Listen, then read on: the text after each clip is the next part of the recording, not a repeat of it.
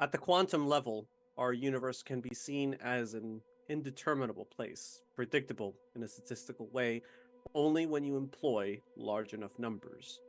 Between that universe and a relatively predictable one, where the passage of a single planet can be timed to a picosecond, other forces come into play. For the in between universe, where we find our daily lives, that which you believe is a dominant force. Your beliefs order the unfolding of daily events. If enough of us believe, a new thing can be made to exist. Belief structure creates a filter through which chaos is sifted into order. Analysis of the Tyrant, the Terraza File, Bene Gesserit Archives.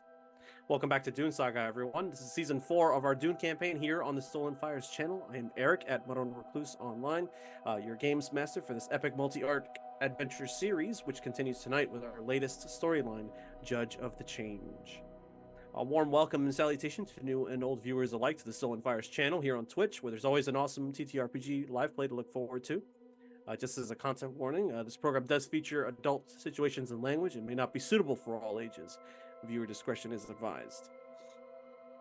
In the way of announcements at the top of our show, we want to bring special attention to the plight facing the Palestinian people in Gaza right now. Leading this effort online is the U.S. Campaign for Palestinian Rights, or USCPR. Head on over to uscpr.org and use the resources there to contact your representatives and call for complete ceasefire.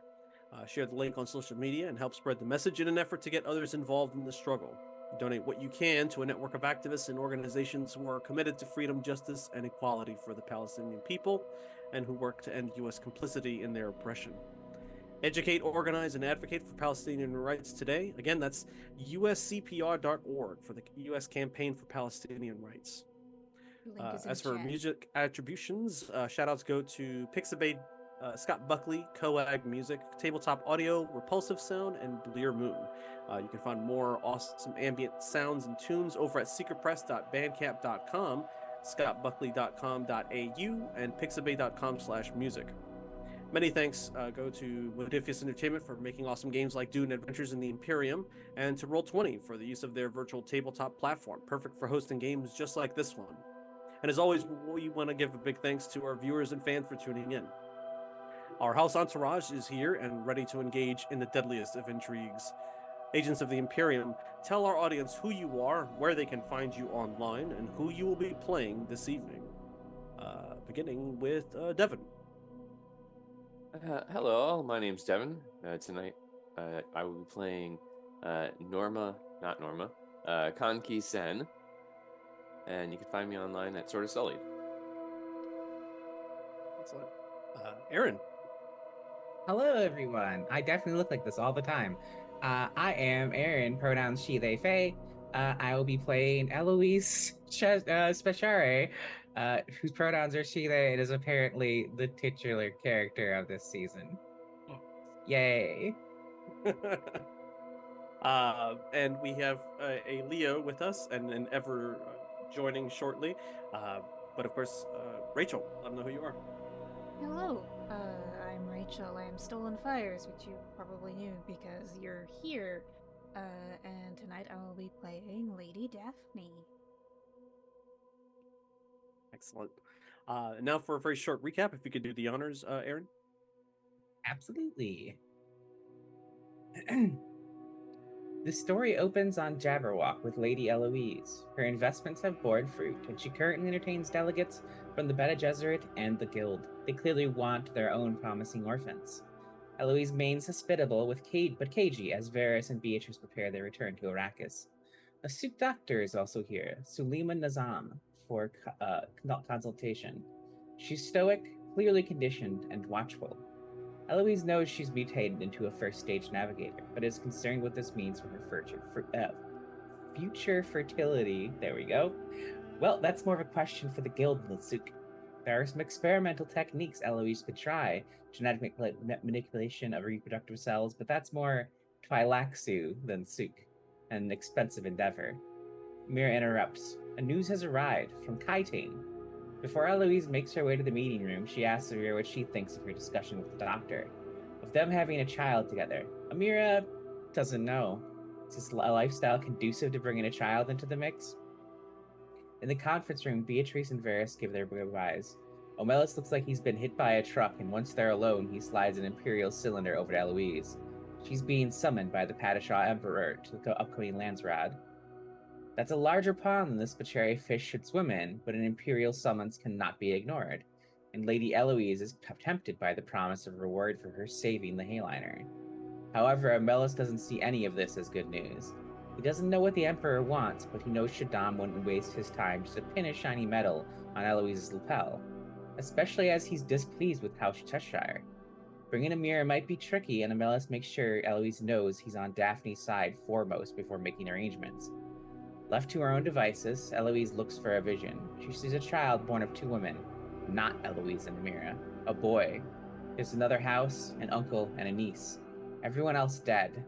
These 2 houses fight under the watchful eye of Shaddam and the Sardaukar. House Hagal comes to mind, a house loyal to the Imperial throne, whoever sits it.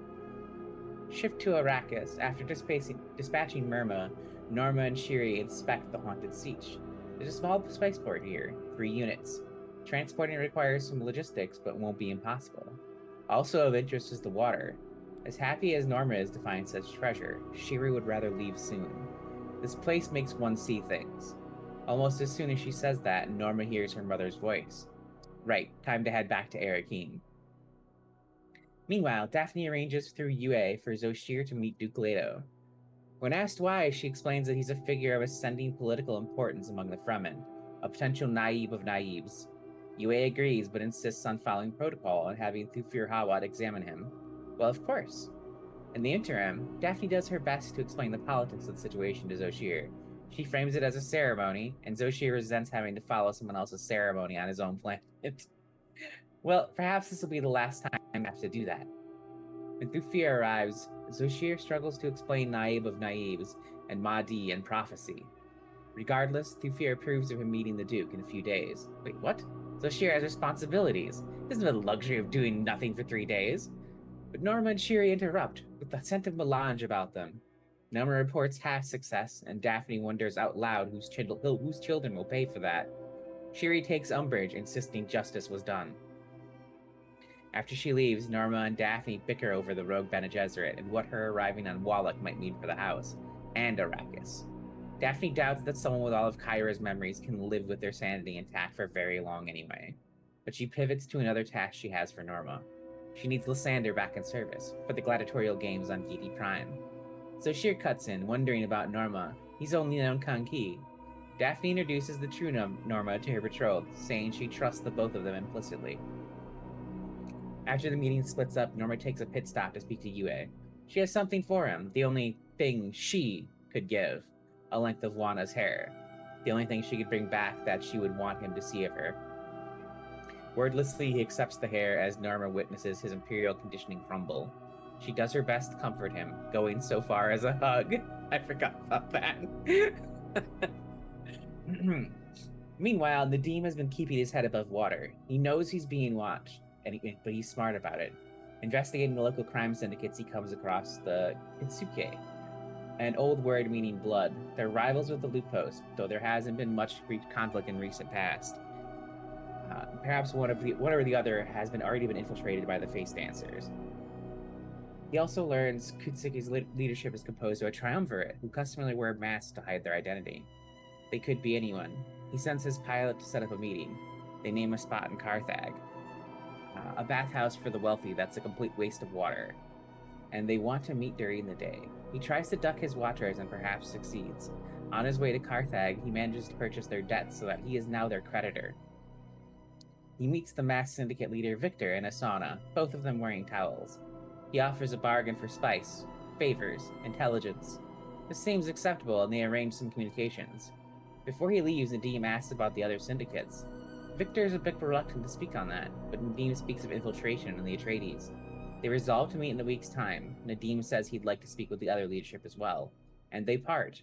And as they part, he gives a more blatant insinuation about the debts he now holds. Nadim's pilot intercepts him. No, not the pilot, an imposter. Nadim witnesses Victor's ground car explode from the alley. Spotters above witness the explosion. Nadim realizes he's just stumbled into a syndicate war. He lures his followers into the crossfire, taking care of them. When he arrives home, a message awaits him. Invitation to Fade Rotha's 99th kill. His presence is requested. He has to wonder, where is the true trap?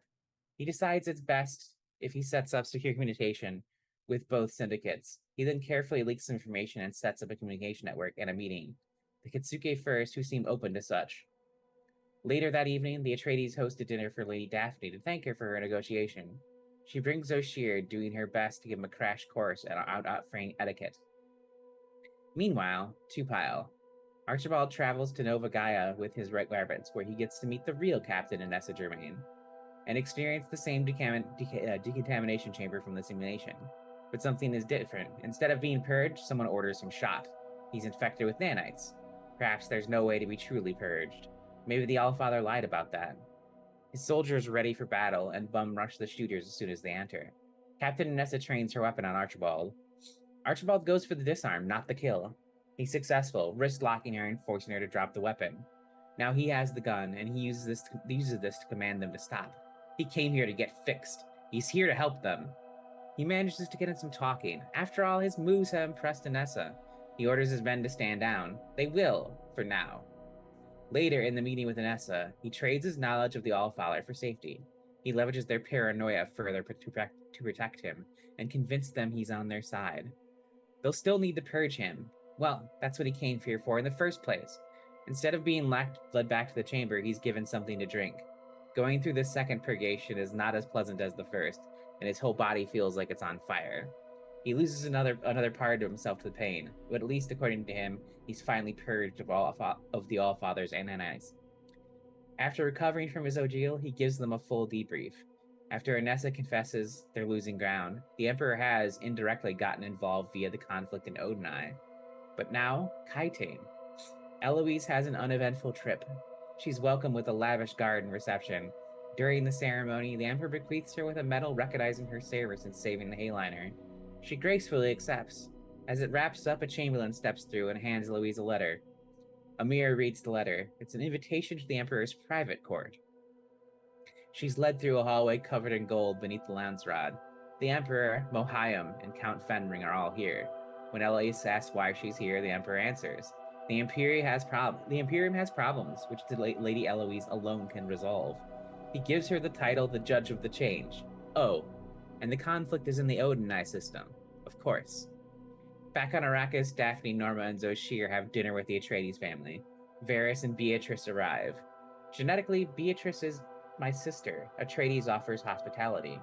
As he walks past Daphne, he drops something at her lap, the invitation to Gidi Prime. Varys isn't happy, but ultimately agrees with Daphne's reasoning. They share Caladan Run. Thank you for reading that, Aaron, and thank you as always to Rachel for taking excellent notes. All right, we can begin once again. Let's start with.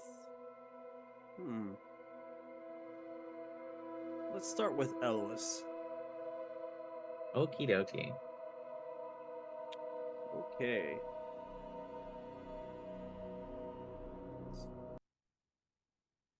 So, after being given the task, the seemingly impossible task to bring these two rival houses to heel before things get out of hand, you're currently on Kaitane with Amira. Let's see. Boy. Yeah.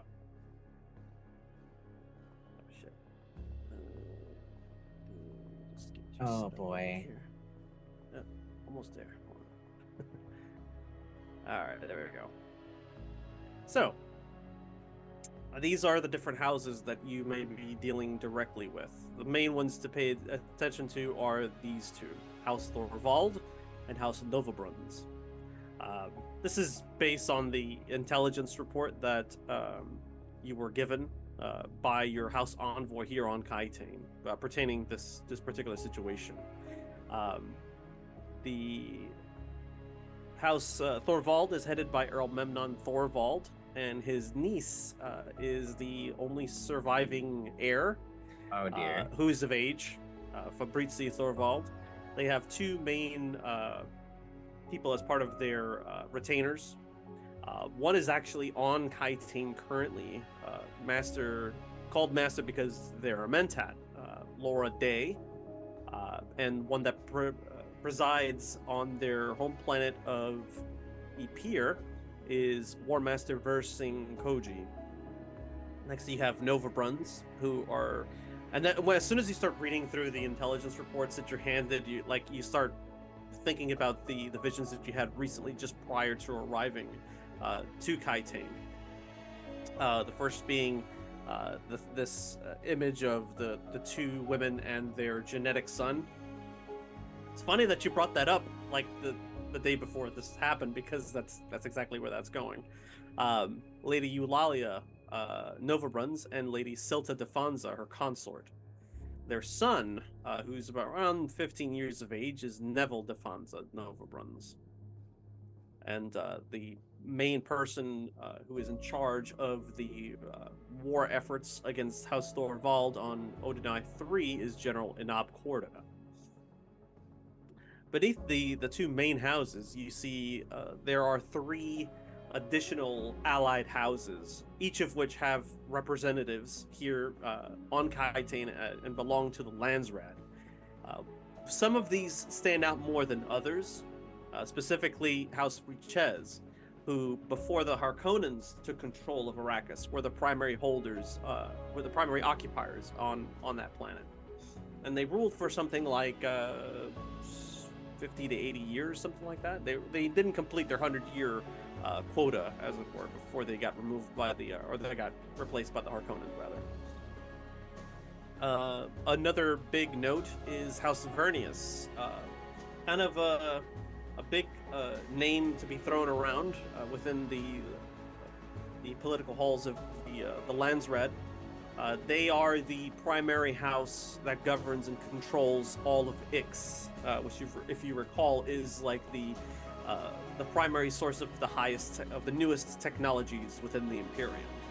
So each house has some pretty powerful friends. I'll give you the full intelligence report here. Everybody can kind of peek into these here. It kind of gives you a breakdown as to their domains, like what they specialize in, their homeworlds, recent history, the different personages, and kind of goes through the primary advisors, noblest familia, etc. You can peruse those as you will. The third wheel in this card, however, is the Carinos themselves. You, of course, are being charged to take control of the situation and bring it to a reasonable conclusion within the span of about 14 days. So you have roughly about 2 weeks to get cracking on this issue. And there's a number of different ways that you can do that. But in the event that you happen to fail, or if things get out of hand and it's out of your control, that's where the Emperor Sardaukar come in.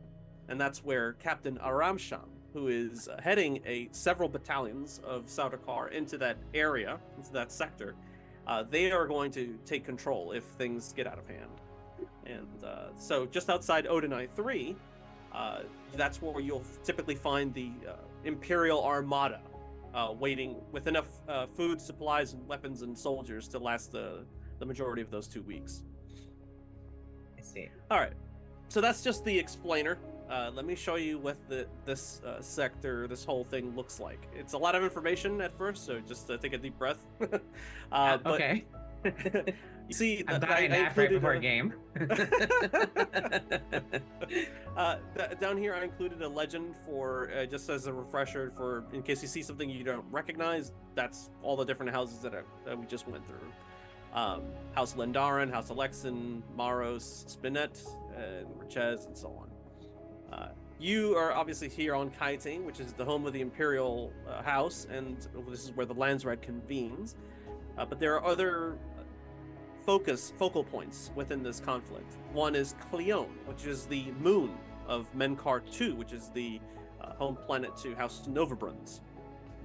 And there you see Lady Eulalia, I'm never going to get this name right, Eulalia, and Lady Silta, as well as their son. You have Fabrizi and Earl Memnon here on Epir, and this is the main focal point right here, which is Odinai 3, one of several planets within the Odinai sector that is rich in metal ores and jewels and so on, and that's primarily where their two forces are colliding at the moment. So, There are a number of different ways that you can handle this. You can travel to each or any of these individual worlds. However, that's going to take time.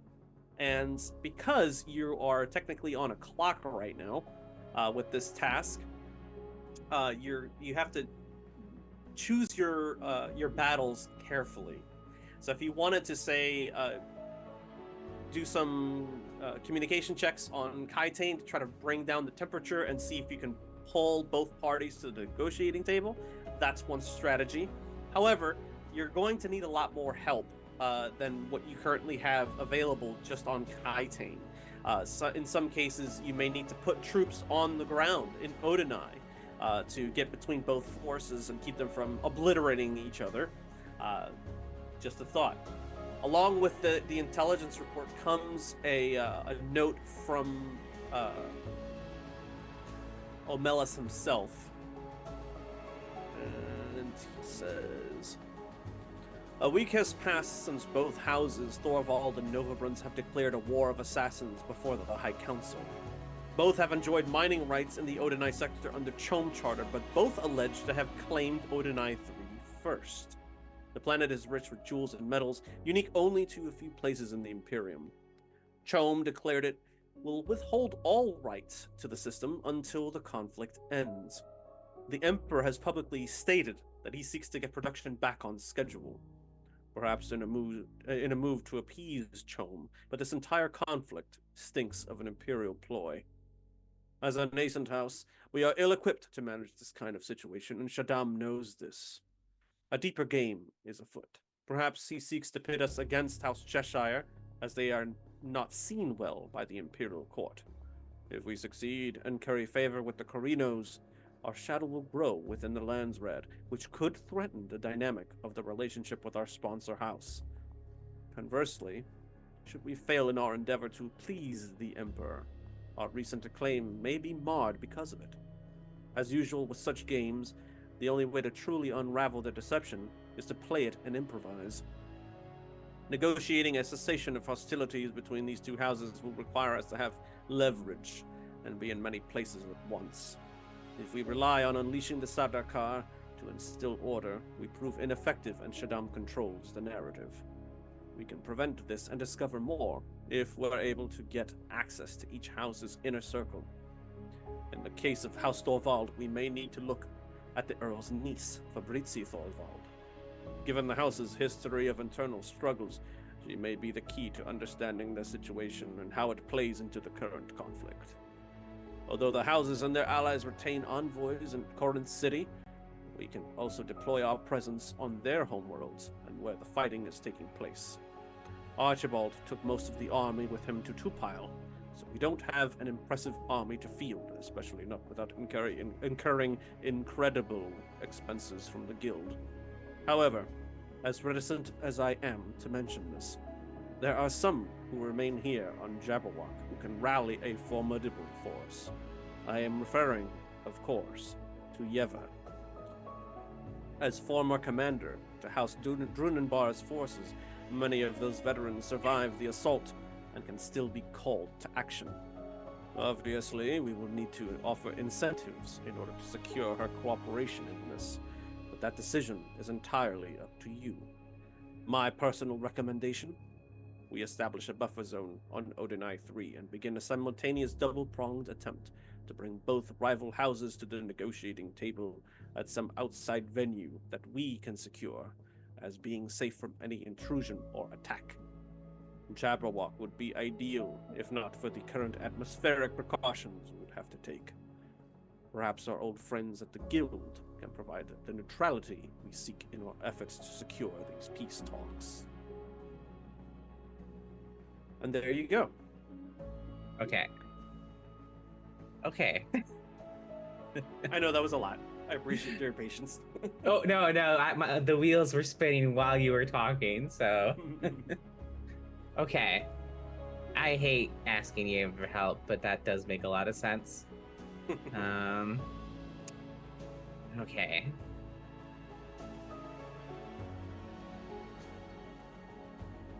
I think, given that there's not a lot of leverage to be gained on Kaiten, I probably won't spend that much time here. Okay, fair enough. Like there's long term gain that you had here, but not for because I'm on a timeline. It has to wait. I gotcha. So where would you prefer to go? So the niece is on Ipir? Okay. Yeah. So I'll probably go there first. I will take Omelis's advice about reaching out to Yeva though. Ooh. Juicy. Okay. The buffer zone is a good idea, so at least we can have some level of cessation of hostilities. Okay. Very good. So you send word back to Jabberwock, like, hey, get Yeva to rally some troops, establish the buffer zone on Odinai 3, while you go with Amira, presumably, to House Thorvald's homeworld of Ipir. Yeah, I'll tell Omelos to offer Yeva title and let her be the Marshal of House Pachere in return for her rallying these forces for us. In this particular case... and I'll release the hold I have on her kid. I see. Okay. That's going to require a communication roll, since now Omelis is acting as an asset for you. Welcome to Architect play. So in which case, you're going to roll a communications roll. And you just need, because you already have leverage on Yeva and you're offering to release it, it's going to be considerably less than it would normally be. In which case, you just need 2 successes, and that will be sufficient to convince her to move House Drunenbar's forces to Odinai. Okay, cool. So did I roll my own communicate, or does Omelis have a communicate score? I think you outrank him in terms of ability. Cool. Usually, if the agent that you're using is better than you at the thing, that you'll roll for them, basically. Got it. Works for me. All right, I will use duty because I know my responsibilities. Very good. Do we have any delicious? Ooh. So Betty bought a malevolence and Drea bought a benevolence. So that means you have 2 benevolences, and I have 1 malevolence. And we don't have any. I forgot the other currency. Not threat. What's the good stuff? Momentum. No momentum currently. No. Oh boy.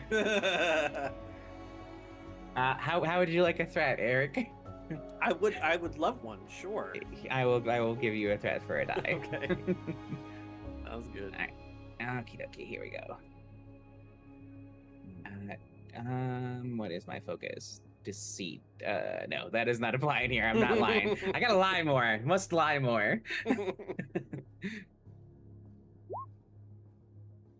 2 successes, right on the money, and no complications given the nature of what you're doing. So excellent. You managed to convince Yeva through Omelis to go ahead and put boots on the ground on Odinai. Now, this is where she's going to have to use her skills of battle to establish a buffer zone without actually injuring anybody.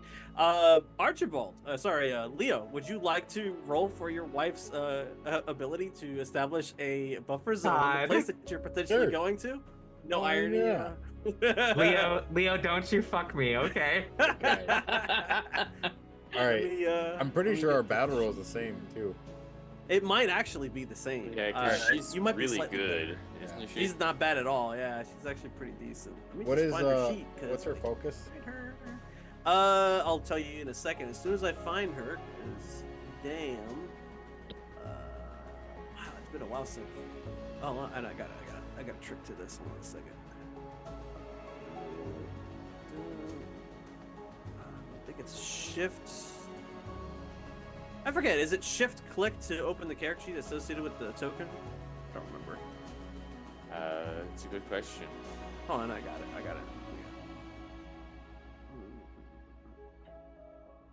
Yeah, it's shift click. Okay, got it. Okay, so yeah, her battle's 7, and her tactics are strategy and tactics, which strategy definitely applies here. Yep. But so does tactics in terms of like being able to control the battle and not harm the people that you're trying to split up. I actually have strategy, so we can use that. Okay, excellent. So Let's see, let me literally, just hers and double-check ours something are here. the same. I think it's just going to be 2 successes. Let me just double check real quick. And I'm going to say that this is power. You're kind of arming people. Am I right? By the way, Yeah. my power is 6. Do you have the character sheet in front of you? Just want to make sure. I have my character sheet. Hold on a second. No, I got you. I'm going to let you access the sheet here. Yeah, 1 second. Yeah. You should see it in your journal tab, the character journal. Let me know if you see it. Oh, geez, she's got 8. Oh, okay. She's power hungry, yeah. All right, so we're gonna change that value for right. Actually, I'm gonna do it off her sheet. I'm dumb. No, you're good. You're good. Battle, duty, power, submit, 2 dice, focus. Yes. Oh, you're totally gonna succeed on this. Holy shit! Oh man! Dang! You was Lord. smashing it. Wow. Okay, so you earned 2 momentum from this. I swear to which God, is- Aaron, that ruined my one good roll for tonight. I'm gonna be pissed. Listen, Wow. I should probably, I feel obligated to warn you how good the rolls were yesterday in public access. So we're probably shit. doomed. We're probably Oh, doomed tonight. crap. Oh no. That was good. That was a good roll. That's a good way to start the fight here. So yeah, she's successful. Like with aplomb, she sets up like a buffer zone, a neutral area where everybody can kind of like chill out and take to either side of the battlefield. So well done. You will then move to the pier. You're going. Amira, I'm guessing, is always at your side. Never like. Yes, going to I different- need, okay. Eloise might be ballsy, but she's not stupid. She Okay, cannot win fair a enough. fight. If someone tries to take her out, she will lose. This takes a few days for you to get there. When you arrive, you hear word about what happened within the first couple of days. You hear word that Novabrun's refinery exploded on Odinai 3 in the early morning hours, killing about 16 people and wounding about 22 employees. Lady Silta Defanza, the consort to Lady Novabrun's, offered condolences and has pledged a full investigation. A Novabrun's platoon then assaulted a Thorvald encampment, killing 9 and wounding 12. The security officials claim that it was retaliation for the sabotage. Around the second day or so, close to the end of it, is when Yeva shows up and establishes the neutral zone. What began then was dissidents loyal to the late Kenji Thorvald seized several government facilities on Epir, the place where you're going to. Earl Memnon issued a statement linking the weapons used by these rebels to House Novabruns. So he's straight out accused them of sort of like dealing under the table and getting insurgents, funding insurgents to kind of like, by proxy, start trouble for them. The advisor to House Thorvald, Laura Day, was supposedly spotted on the Alexan homeworld of Keres. People close to House Alexan suggest that she's meeting with their chief aide, the young heir Godwin Alexan, to discuss the situation in Odinai. In response to these deteriorating predicaments on Odinai 3, House Thorvald has landed 6 more platoons on the planet, along with heavy artillery and sophisticated anti-aircraft missile launchers. Just to see if Yeva ended up losing any troops on the way down from friendly fire, give me a move check on Yeva's sheet, Jared, if you do so kindly. This move test is going to you're gonna need to hit a 3 or higher. Okay. Power.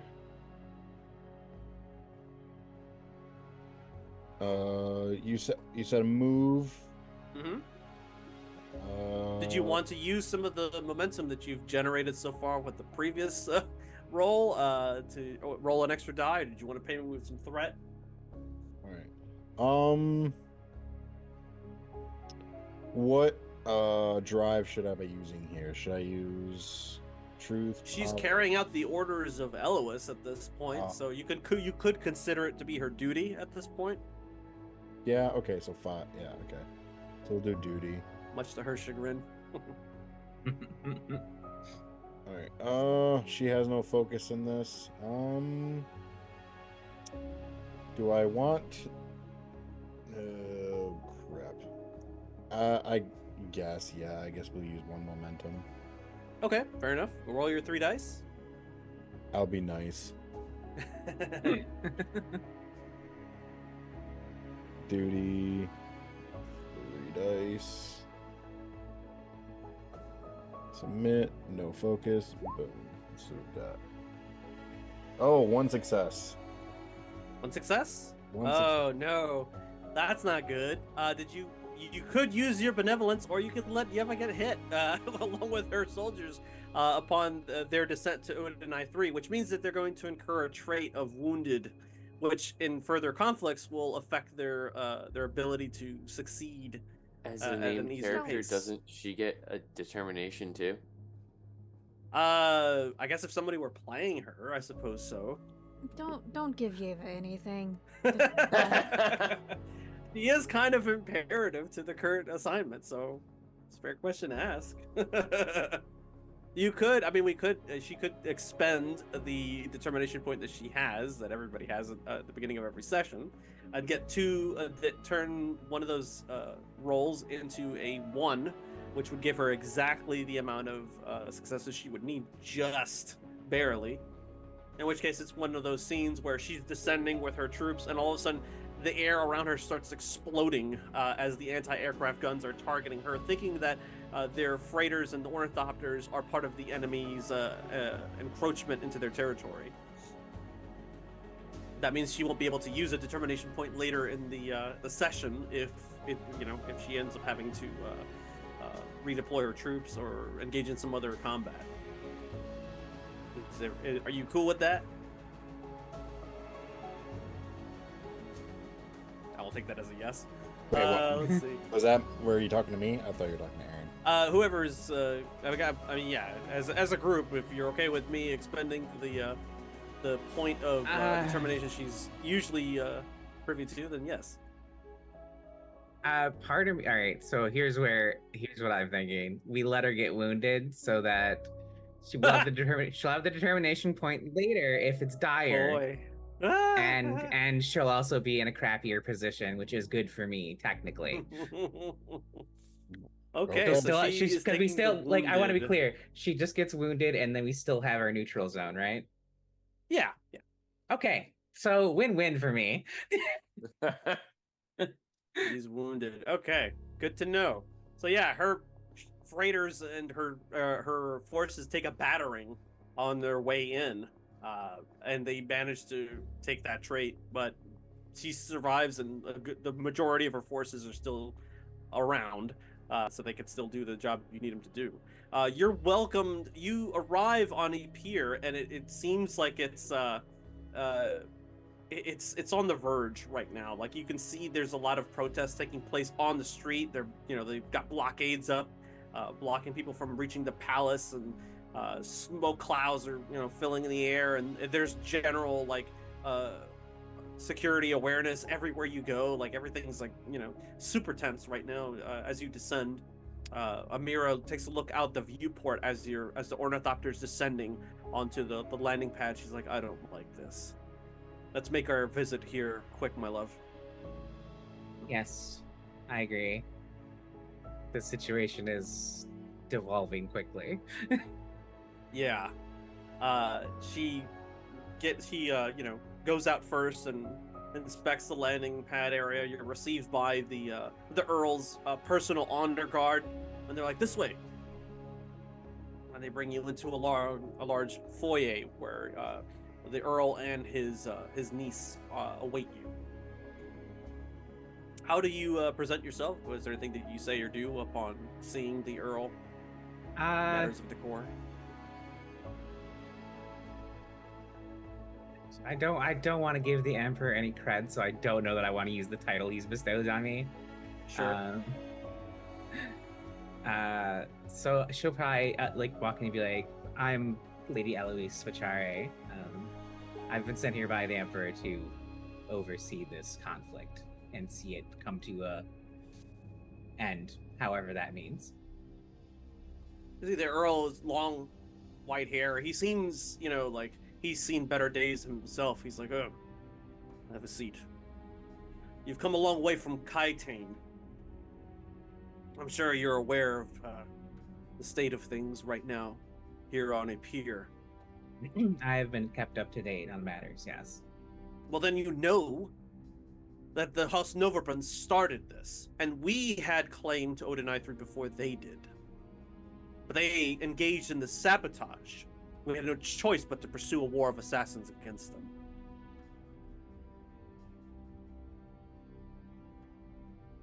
Believe me that when I say I'm intimately familiar with Canley and the effects it can have on houses, especially ones that are in a close system together. You can look up House Cheshire's history very easily, I imagine. We received advance from Kaitane itself that there would be some sort of intermediary, but we didn't realize that they would be here so soon. We have representatives of our own on Corin City, and they are going to petition to the Landsrat that they censure House Novabruns for their brazen attacks and the support to these dissidents that threaten the lives of me and my family, he says, looking over at Fabrizi. Fabrizi, for her portion, is sitting very quietly, a very good distance away from her uncle on the other side of the room, and just kind of has her back to the wall, sipping tea. Okay.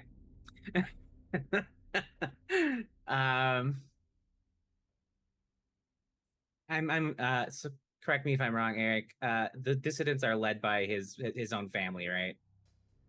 Yes, they are loyal to the Earl's brother, whom he executed because internal conflict that took place some time ago. And when you hear that, when you read that through the intelligence reports, you instantly thought of Archibald. Okay, great.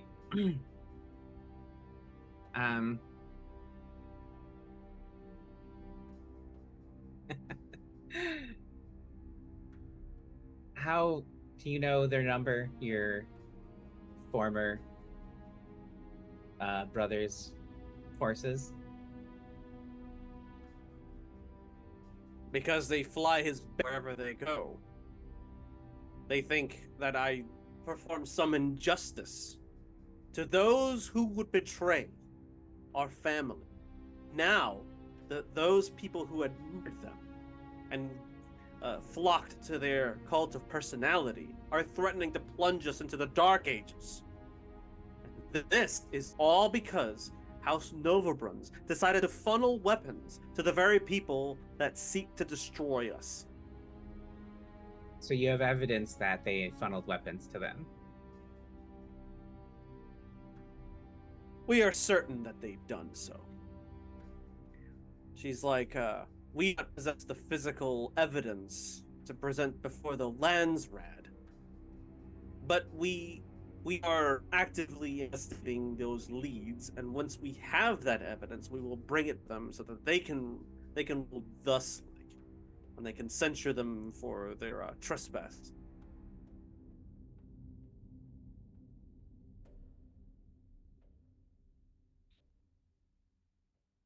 I would ask you to speak plainly with me. How long do you think you can hold out here at the palace? He seems reticent to answer that question, but she stops what she's doing and kind of sets down her teacup and leans in to listen. Go on, Uncle. Answer her question. Farewell. You hear as the Earl is struggling for words, the chants coming inside become almost deafening, and you start hearing rapid fire presumably against the people protesting outside the palace. And there's just like it's getting worse, and he's just like he's visibly worried about what's going to happen next. He's like, "You're a judge of the change, aren't you? You've been sent here by the Emperor. You have the authority to end this." And he points out, for emphasis, he points out the balcony, and like you see like a small drifting cloud of smoke by. How do you reply? I would not see more lives lost if I can avoid it. And how would you propose to put an end to this this ridiculous insurrection that did not exist in this state years ago?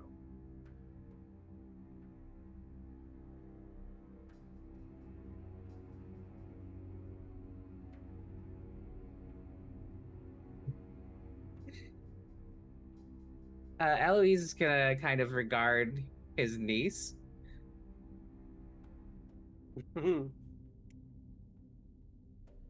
She, you look to her, and she's like, "Hello, I'm Fabrizi. Pleasure. She's like, my uncle is very, well, he's very frazzled, as you can see. Why don't you, take him, uncle, and I'll talk to the judge of the change." Let me see, he, like, and he kind of, like, motions for one of his honor guard. "Excuse me a moment to pick myself," and he kind of exits the room for a second. Fabrizi stands up and idles up close to you. Mira just kind of gets in the way, gives it this look like, "Nope, no more, no farther than that. Stay right there." She takes the hint, and she's like, "If we have any chances of quelling this protests, we're either going to have to appeal to some level, or you're going to have to, or we're going to have to use whatever force is necessary to instill order, or at least that's what my uncle would like to do. I think I have a more controversial position. I think that these dissidents just want to be part of the local, but my uncle reticent to welcome them, obviously, fear of his own life, for his Asian.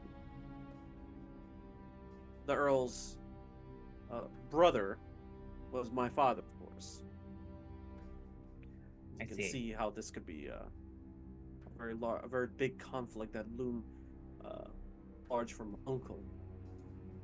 However, that is there are, as you can see, there are several impediments to peace here on Epir. Indeed.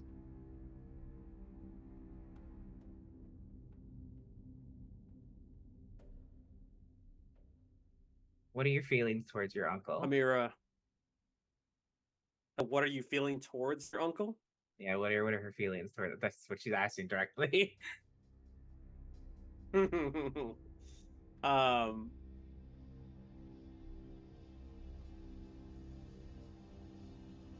She's like, "Well, I support him, of course. Give me discipline, and if you have observation, use that as a focus." I don't. I had to have data analysis, which I'm going to assume does not apply. Oh, discipline. No, it's self-control for me. Okay, that's fine. No, let's see. That's gonna be.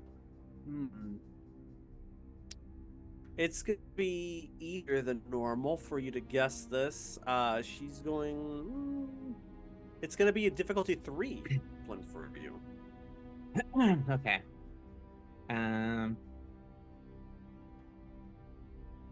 All right, I'm probably gonna do duty. I feel like everything I do here is probably gonna be duty. Sure. Do we have another momentum still? You want to spend it to get an extra die? Yeah, I feel like this is an integral roll. And don't forget, you have 1 benevolence if you want to re-roll. Ooh, not quite. You could use benevolence to re-roll both, or you could spend an action. I always start with 2 determination points. So I think I'm gonna go ahead and use 1 right now to have 3 on the dot. Splendid. So excellent. You get the fee right as you need it. The way that she's speaking, she's like, I absolutely support my uncle, and whatever ever he happens to take is very obviously the funniest thing you've ever heard. But she can see it very well. She seems to have this public faith of like my uncle. Underneath all of that, she actually sympathizes with the dissidents outside who call for justice in the name of her slain father. You know where this is going. Yep. Cool. So is it just the 3 of us in here now? Yep. Cool. But see, even Eloise, despite that, she's watching her words very carefully. Eloise deploys her Ixion dampener. Ooh. There it is. You have something to say that you suspect is not acceptable by most? I'll do you Unofficially? Yes, I'll be speaking as Eloise here and not the judge of the change, if you'll indulge me. Please. I'm kind of familiar with your situation. For many years, I believed my uncle had been responsible for killing my father and my sister. And years I held a grudge, planning to murder him. It wasn't until recently that I found out the truth of the matter and let my grudge go. I'm not telling you what to do or how you should feel about your uncle, but I will warn you that kin killing leads to bad, bad things. Now, if you agree, that being said, if you agree to come to the table, I would fully support you taking over this place. If it means an end to the conflict here, and you'll come to the table with Novarund? Sorry, I forgot the name. Novabruns. That's all right. Novabruns. That's golden right there. Go ahead and give me a communications roll because she absolutely wants to kill her uncle so that she could take control. I'm gonna use if justice you manage here. to succeed, Okay. Good. That's excellent.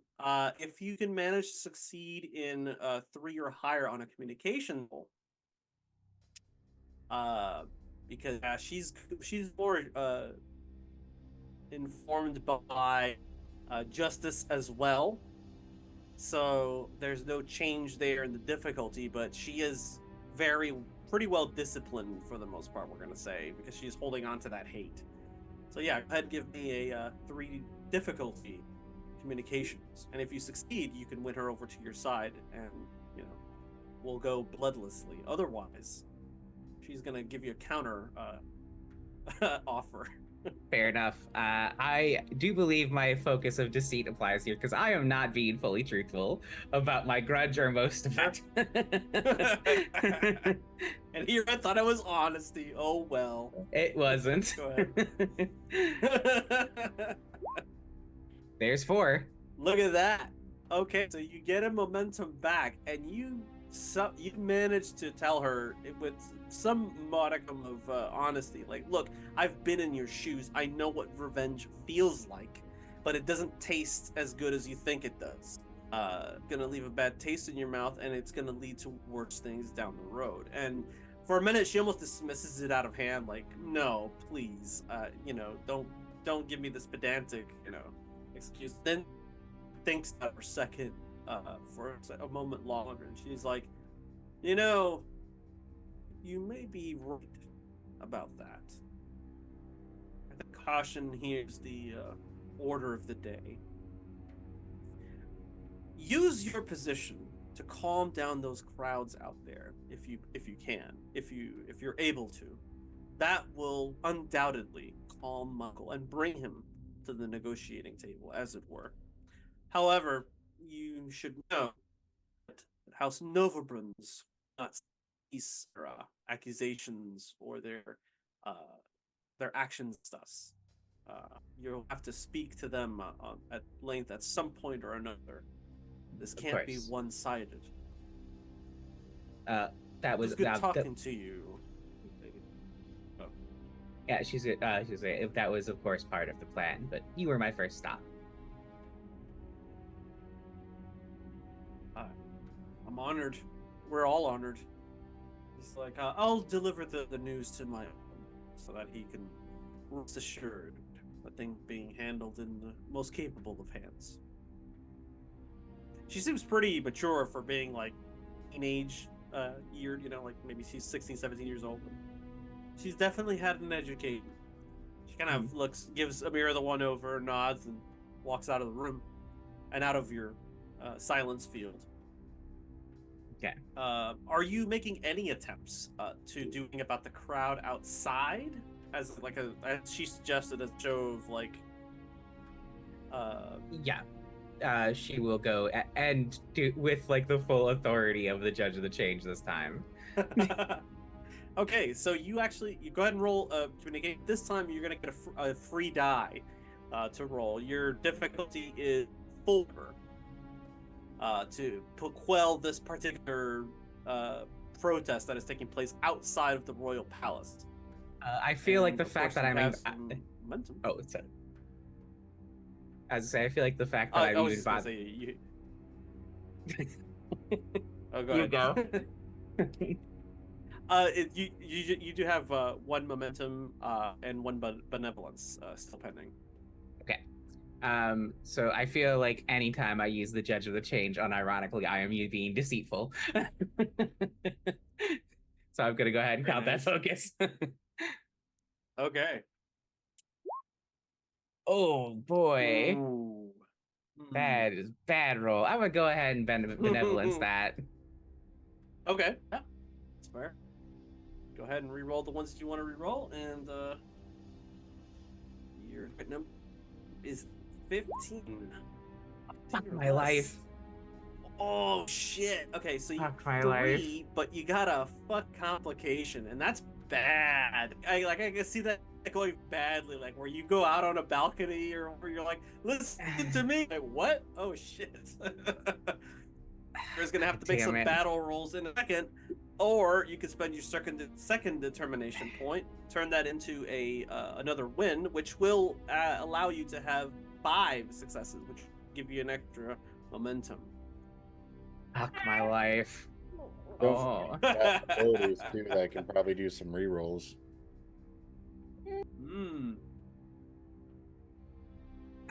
Do I have any rerolls on? I don't think I do. I don't. No? Oh, hold on.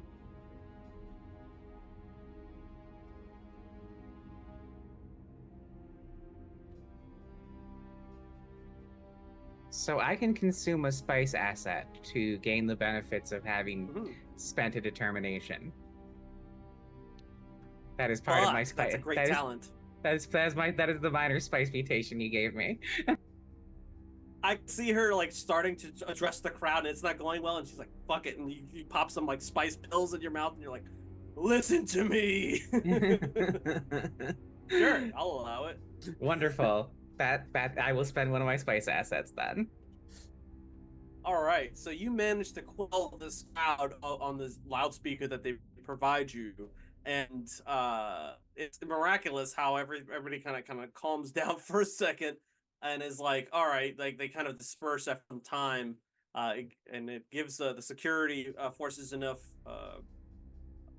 enough momentum to kind of like establish authority and be like, all right, let's take it easy. And the crowd disperses around Alice. When you turn back around to go back and you catch the Earl Memnon on his balcony, and he kind of like salutes you as you go back into the back into the royal palace. You have some here. I'm guessing that your next move is to go to blanking on the name that's right in front of me, Cleone, Yes. to address the House of Novabruns directly. Oh, okay, very well. So you probably spend the rest of the day at the palace until security forces get green light to be able to give you an armed escort to the port, and then on to the next Hayliner out of here.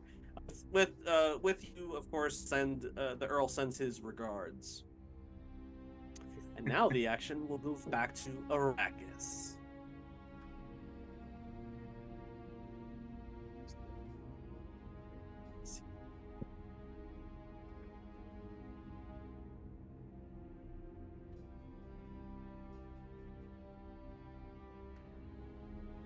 Okay, so after you've been the guests of the Atreides for Norma, Daphne, and Zushir, does Norma leave right away to go bring back Sander, or does she stick around with Daphne and Zushir at the palace? How long is it until the actual, like, invitation date? For Gidi Prime? Yes. I'm gonna take a page from Rachel's notebook and say it's whenever you go. Then I'll hang out for a little bit. Excellent. You've got time. After the dinners and formalities are passed, you are expected back at this year. This is, however, when Shuri walks up to you and says, "The Council of Naibs is to convene soon. Will you be taking your betrothed with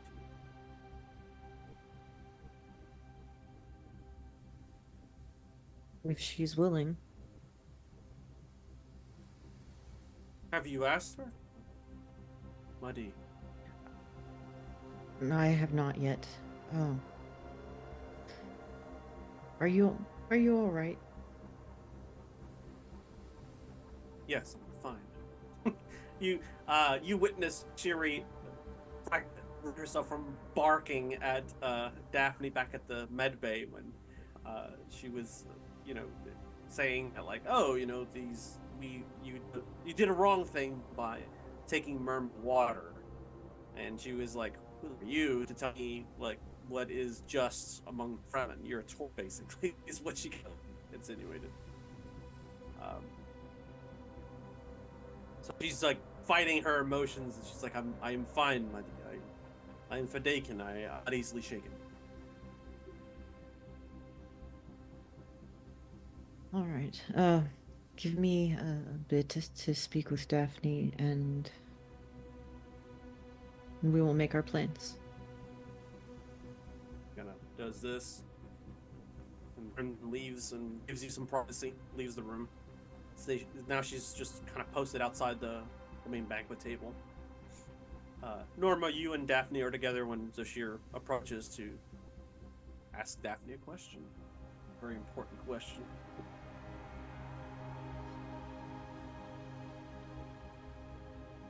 Daphne, there's going to be a meeting of the Naibs. I was wondering if you would like to join me. I had planned on it. It's happening soon. Are there things that you must do for your house? Is this something I'm doing for my house? There are other things, but I think we have... Schedule will be a little tight, but I think we have time. Very well. We'll need to... Sorry, I had a brain fart. All right. When is this meeting? It is happening very soon. This is a really big deal because all of the Naibs on Arrakis are converging on Siege Tabir, which is where Stilgar holds court and his siege. So everyone and their mother is literally going down there to basically anoint you as the Mahdi to the Fremen people. No big deal. No big deal. It's only on a Tuesday. Yeah. Free parking. For you, it's like a 20 thumper ride, but for them, it's a couple hours on an ornithopter. Okay. A 20 thumper ride. Oh, sorry, I'm a little loopy. It's all right. What's your strategy for this meeting? My strategy? See, this is why Uh, you have me. You can't go in without a strategy. I normally need no such thing. Really, Wheels a within warrior wheels. who fights without strategy.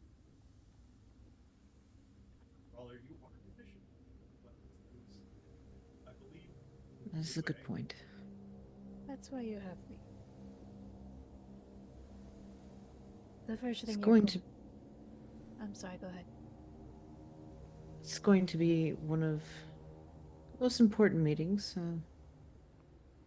Acknowledging me as anyway. As You Lady were Death saying Naives. more or less. Is this something that you want? Is leadership anything that anyone wants? Truly? I didn't want to become Duchess of my house, especially given the way that it happened. But there's a difference between realizing that you're going to live up to your obligations and doing something that you find personally and morally hateful. I do not find it hateful. I just am concerned whether or not it is the right thing. Oh, it's always good to be worried about that. It's when you stop worrying about it that, well, that's when the bad things start to happen. Corruption, for instance. Indeed. Are you familiar with the prophecies? Some of them, yes.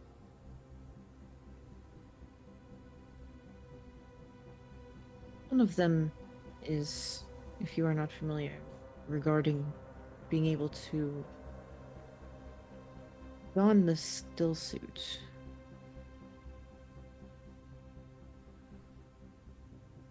As an outframe without assistance, and so far I have seen two others able to do such things.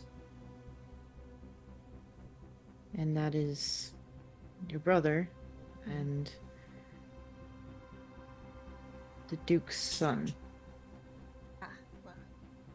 My brother would hate being in your position even more than you do. As far as the Duke's son, good. He apparently read a tutorial on his way from Caladan to here. So, question for Eric. Yeah. Daphne would be pretty aware of the Missionaria Protectiva, right? Okay. You have all of your My memories. Kyra's memories in your head. You can access it at any time. She was a Kwisatz mother. She was like part of the Propheticus Okay. portion of the Bene Gesserit. Yeah, you have all sorts of knowledge about that. You have all of Norma's thoughts in your head too, and she was part of the program. Yep. Alright, so, in that case, what Daphne will say is, if I recall correctly, the prophecy says that the Chosen One will know your ways as if he was born to them. Am I quoting it correctly?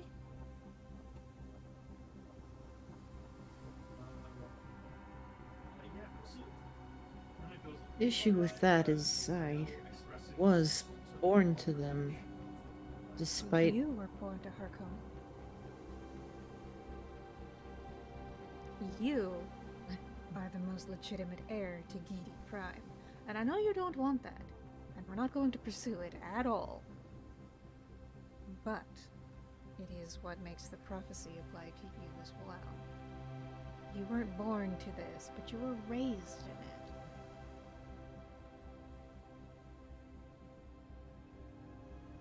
Those are rather fine-lined semantics. Isn't that what prophecy is?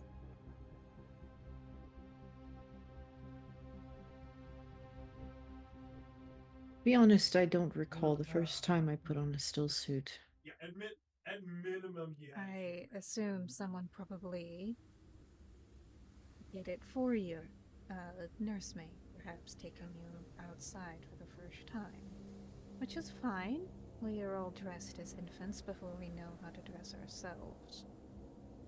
But I imagine the first time the young Zoshir put on his still suit, well, it was as if you had been born to this. The still suit doesn't matter. It's a metaphor. If I gave, if you made a gift of a crysknife to young Paul, would he know what to do with it? Would he know how to treat it? His mother might, but I don't think he would.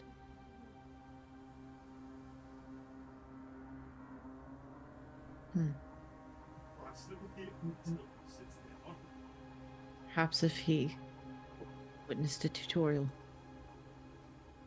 Perhaps if you read some of the anthropological articles about the Fremen that circulate amongst the Imperium. But my point is, even if he managed to get all the buckles and snaps and seal, all the little fiddly bits, even if he managed to get them correct, there's still a lot he doesn't know about Fremen. Do you think he's capable of taking someone's water? Witnessing him seemed that he's only capable by accident. I don't think that's someone you want leading the Fremen. That is why I have not rejected this position outright. Only in minor complaints. I know, but you have good people behind you. Stilgar believes in you. I believe in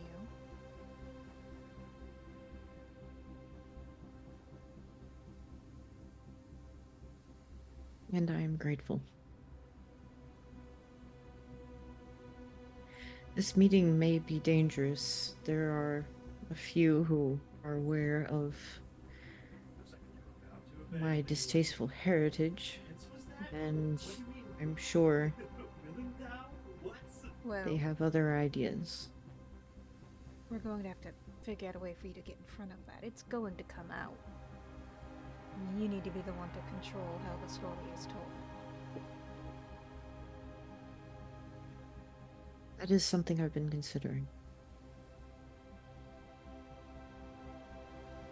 Own it. Own it as part of what qualifies you for the prophecy. You will become a leader of the Fremen using your heritage and what it grants you to strike at the greatest enemies of the Fremen. Indeed. I honestly cannot blame my people for finding it so loathsome. Harkonnen are cruel and greedy, bloodthirsty water wasters. Harkonnen are cruel because that is how they've been raised to be.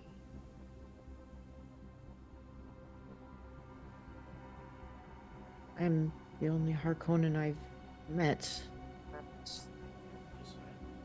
Was not true to the stereotype. Your grandfather was the black sheep of his family because of his compassion. It is not a trait entirely unknown to the bloodline.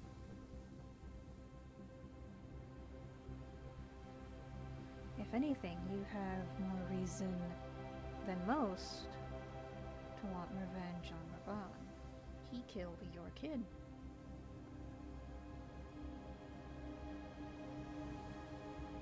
That is a useful point. Is there some way that your people keep records of others? My people? Do you mean House Cheshire, or do you mean the Bene Gesserit? What sort of records are you looking for? Sweet, sweet shit music. Sometimes I forget that you are With buttermilk. a sacred priestess.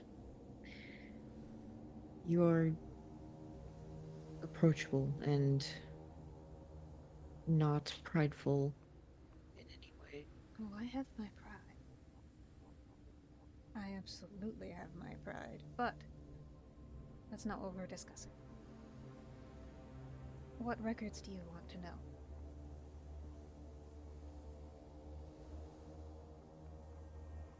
It's Harkonnen black sheep that you speak of.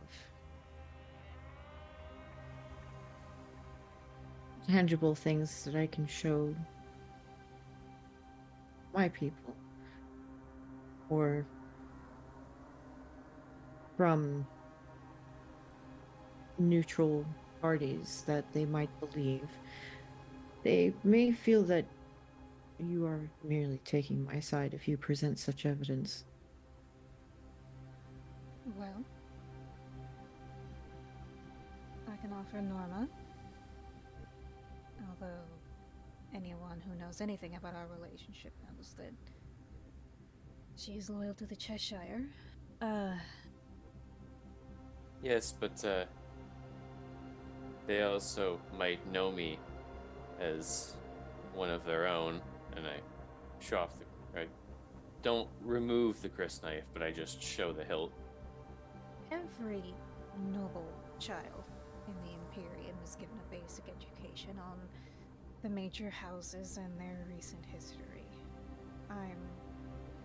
As much as I don't want to get all involved into this, he can certainly recite the last few generations of the Harkonnen leadership and the rumors and... well, not rumors, but all the encyclopedia entries about them. You could also maybe ask Lady Jessica, but that would be risky. Why is that? Forget I said anything. No reason.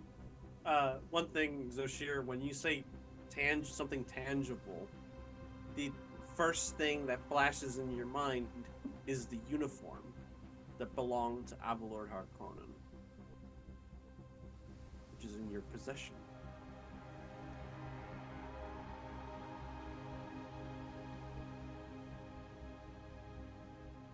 Brain is thinking, would a uniform be enough evidence? It's just an outfit. Anyone could wear it. So, Sure. You know, a film book. But I could bring an encyclopedia film book with me and recite from it the thing that everyone in the Imperium knows about Avalud Harkonnen. that's true. Anybody can wear a uniform. Not everyone can wear a uniform that was specifically made for someone of the noblest familia of House Harkonnen. With, like, you know, the rank insignia of, like, somebody of his within the heritage, right? Like, it's like, you know, you have the Baron's, like, personal, like, wardrobe or something like that. It's gonna be known. It's different from the standard. Yeah, they would have stuff to stand out. He's part of the royal family, Yeah. kind of thing. It's just an extra. And really, all the evidence you need is in Raban's nickname. He's the Beast.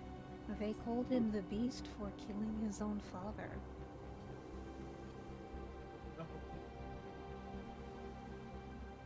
okay. I like these points. Though I think Zoshir would probably request the book thingy too. The film book. Yeah. That's easily attainable. You can make spend some momentum, create a temporary asset, and you can use it for the rest of the session, if I'm not mistaken, or the scene. Yeah, Um, it's Yeah, so you have kind of like an understanding, like stuff is starting to formulate in your mind a little bit, Zoshir. Um, are you going to endeavor to bring? It's a risk that you run, a very big risk, but will you endeavor to bring Daphne and her Oh, you possessed. You possessed. handmaiden with Is it you nothing? to Is it nothing? this council? It is a risk, but number one, if Daphne is going to be married to a Fremen, might as well experience Fremen life. Hashtag From Fremen life. politics. Yeah. And on top of that, having to essentially Sayadina backing him is smart? Question mark. Well, and also, Daphne's attitude is like, you poor sweet summer child, you don't know anything about politics, please let me help you. Oh, also, he would probably gift before going to the meeting. He would probably gift Daphne with some items of Fremen women, like so that she can combine it with her house attire and show that Oh. all are one. Daphne absolutely plans to dress like a Sayadina for this. Sweet. Yes. So does Norma. Oh, nice. I would imagine one of the things that would be part of the wardrobe is like the little water beads that they weave into their hair, as kind of like it's kind of like, this is what money I have, is like they weave it into their hair, like if they have long hair, and it's also like I want to say it's like a sign of betrothment, like when someone who has that in their hair gives it to the person that they intend to be with. And you definitely would know this, just because that's from a knowledge that Kyra had. Also, I have the Fremen focus. Haha, yes. Seemed a useful buy at the end of last season. This is correct. What are your orders currently, Zoshir?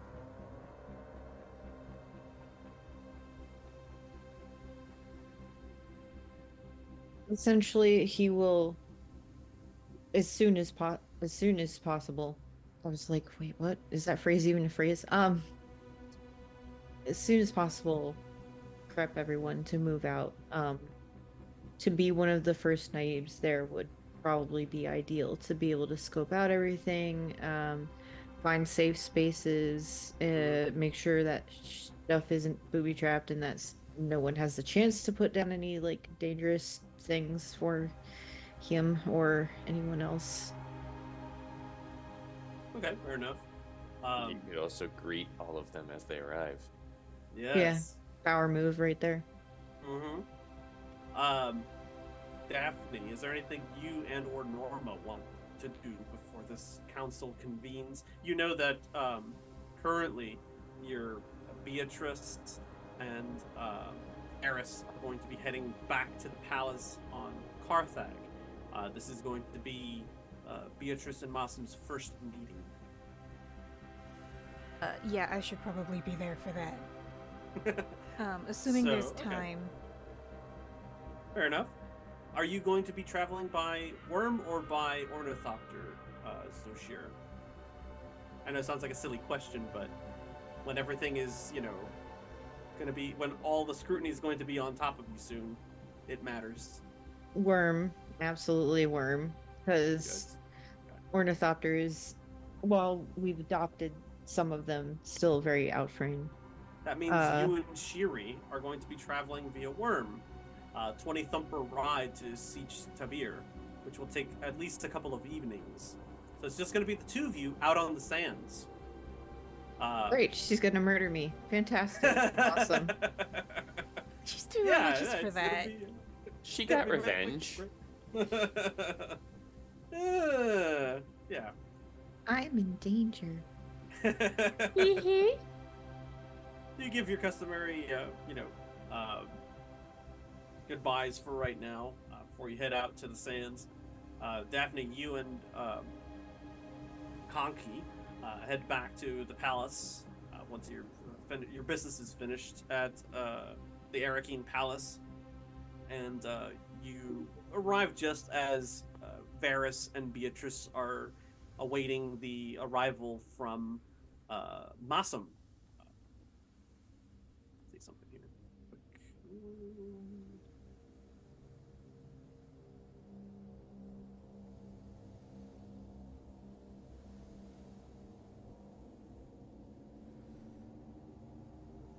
Sorry, I'm trying to like cycle through like 20 different tracks here.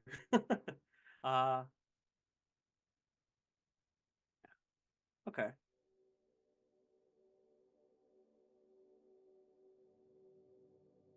You see, Beatrice is happy to see you, Daphne, when you arrive, and she's like, "This is quite a palace that you have here.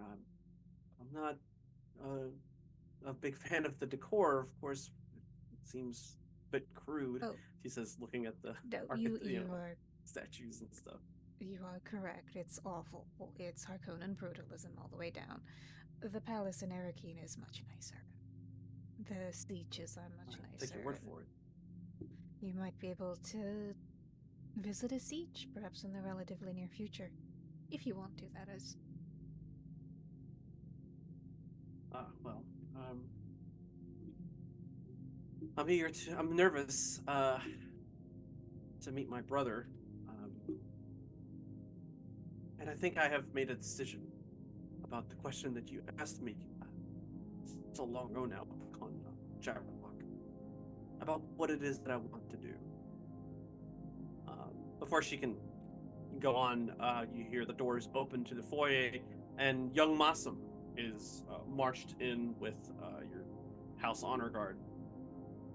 And he kind of sees Beatrice, and for a minute there's like a visual,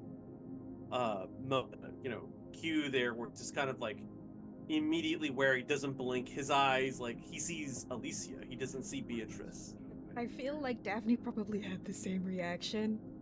Just like, because Alicia slit her fucking throat. Yeah. So, like, we're going to suppress the PTSD, we're going to suppress the PTSD. Precisely. He's like, at first he's a little taken, and he's like, he remembers his training, and you can see him visibly kind of like calm it down, and he proceeds. Instead of just stopping in place, he kind of continues almost immediately, and he's like, Beatrice, right? Yes. I must. I know. And he's like, well, come here. He says, and he kind of extends his hands, and it's a little bit of an awkward embrace, but you can see that it affects Beatrice in particular emotionally. She, wipes away a tear. It's like, it's been so long since I've been able to experience something like this. I'm sorry. I guess the phrase is apt when I say that I was born yesterday. And, this is all a bit much. And you see Masum's like, it's all right. We're all family here, and we're all here for each other.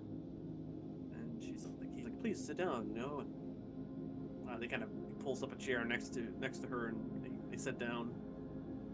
And she's like, I was just telling Daphne that I think I had come to a decision on what it is that I want to do with the rest of my life. But I feel like I need to share that with you all before I take such steps in that direction. What would you like plan to to do? join our house? Like, well, I only know snippets about who Alicia was. I don't want to hurt anyone, especially the way that she did. I want to run in the opposite direction as much as I possibly can. Something happened on Jabberwock recently when Lady Elois kindly invited a Sook doctor to visit her to analyze these things that were happening to her. I'll let her tell you, but she initiated the request to have a Sook doctor visit the palace, and I admit that I was sly in spying on this meeting that took place in the med bay, where your Dr. Sloan used to conduct his business. And, I listened into their conversation, and there was something in the way that that she conducted herself that I saw. I think for the first time, I saw very clearly what it is that I would like to do. I want to help people. I want to heal them.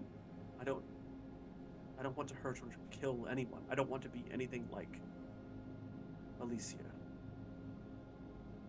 I know. You are not Alicia. Think of her as your twin.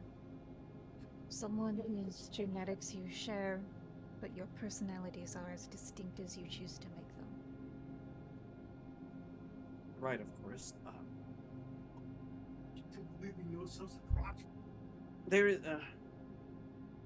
It is a very big request to make of any house, no matter the size.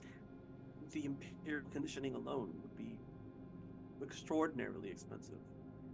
But that all will come later, if I'm allowed inside the inner circle at the Sook School. If you would allow it, I would begin my education. It may take years, but I would hope to rise to the occasion in accepting. Of course. Even if somehow you don't make it into the Sook School, the world always has need of trained physicians and healers. She nods and smiles, and she wipes another tear. She's like, I'm so glad that you understand. I hope that whatever it is that I become, that I am able to better serve your house and the people who helped me escape that place on Jabberwock. Jabberwock is, I suppose, my home, but as someone told me recently, she looks to Varys. Family and love is wherever your loved ones are. Is it not true?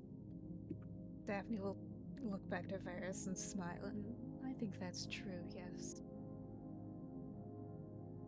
Thank you for your understanding again and for hosting us here, especially in these times.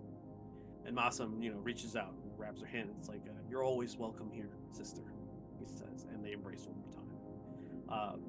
You have some time before this council takes place over the course of the next couple days. Daphne, do you or Norma do anything between now and the time that you fly your Thopter to Siege to Beer? Probably just spend a little bit of time with Varys. We've been apart for a while. Of course. Want to reconnect. Explain, Get like... your freak on. Yeah. I'm sorry? Get your freak on. I wasn't gonna say that. Just gonna leave it implied. He's a Bene Gesserit, of course. I mean, we both know Prana Bindu. You can do a lot of Oh, wow. Oh, but wow. no, anyway, also, just sort of explain, like, oh yes, there's some Fremen political stuff that I need to go do, about Gidi Prime. Also, I have to go there. I would like Varys to come with me to Gidi Prime, because I will absolutely need someone to watch my back. Yep. Guaranteed. And Lysander's gonna have his hands full. Oh, yeah, so there was one thing I did want to talk to Varys. Yeah. So He's shaving in the mirror, like, go ahead, talk. Thank you for bringing Beatrice. How could I not?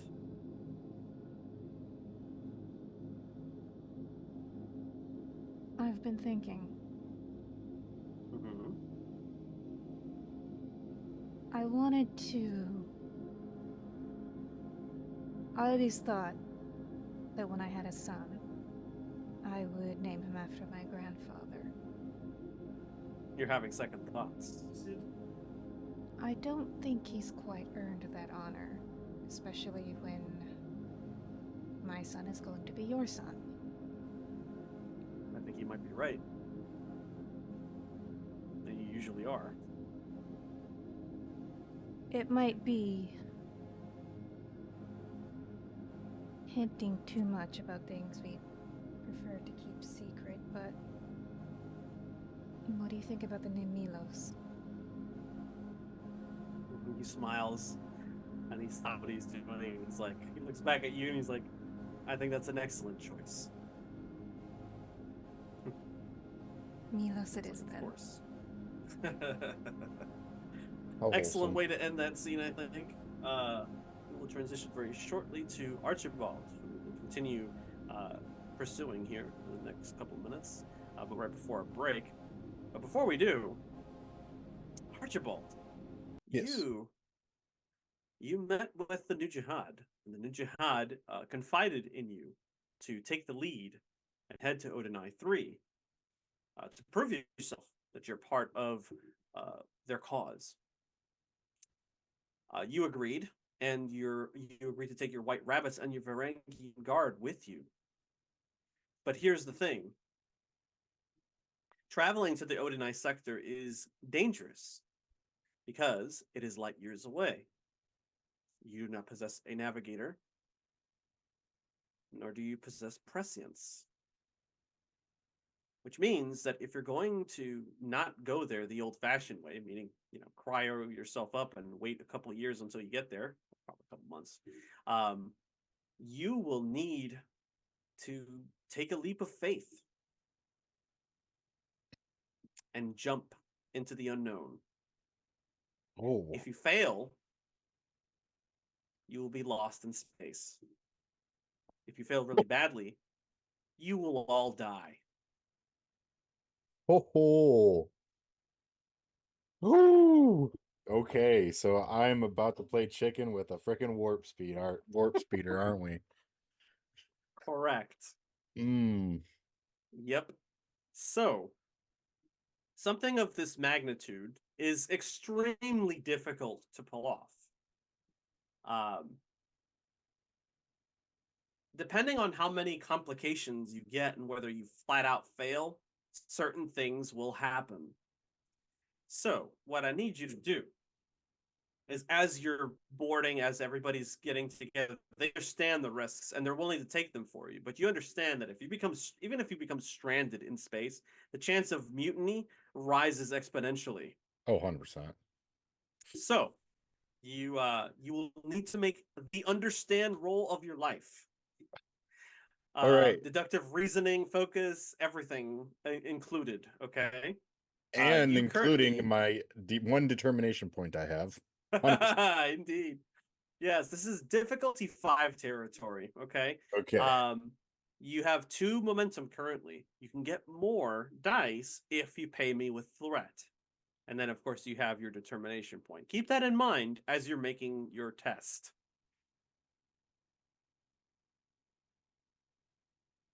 Okay, well, I'm definitely going to use the momentum.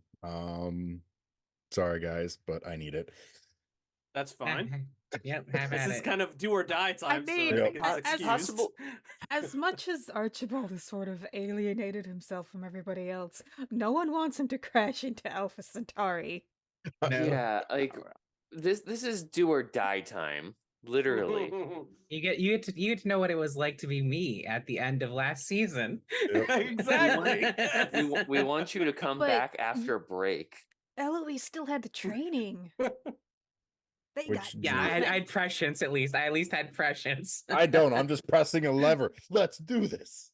Yeah, it's incredibly dangerous what you're proposing to do. You can take some time to you can take a day to just figure it all out. But even without prescience, like if you're wrong by just a fraction of a percentage or something like that, you don't account for a fucking comet streaming in or a star dying or going supernova. You're all dead, or you're stranded complete forever Oh. potentially. Yeah, so I would definitely be getting with the mentats of the planet and being like, okay, let's try to do this as best we can.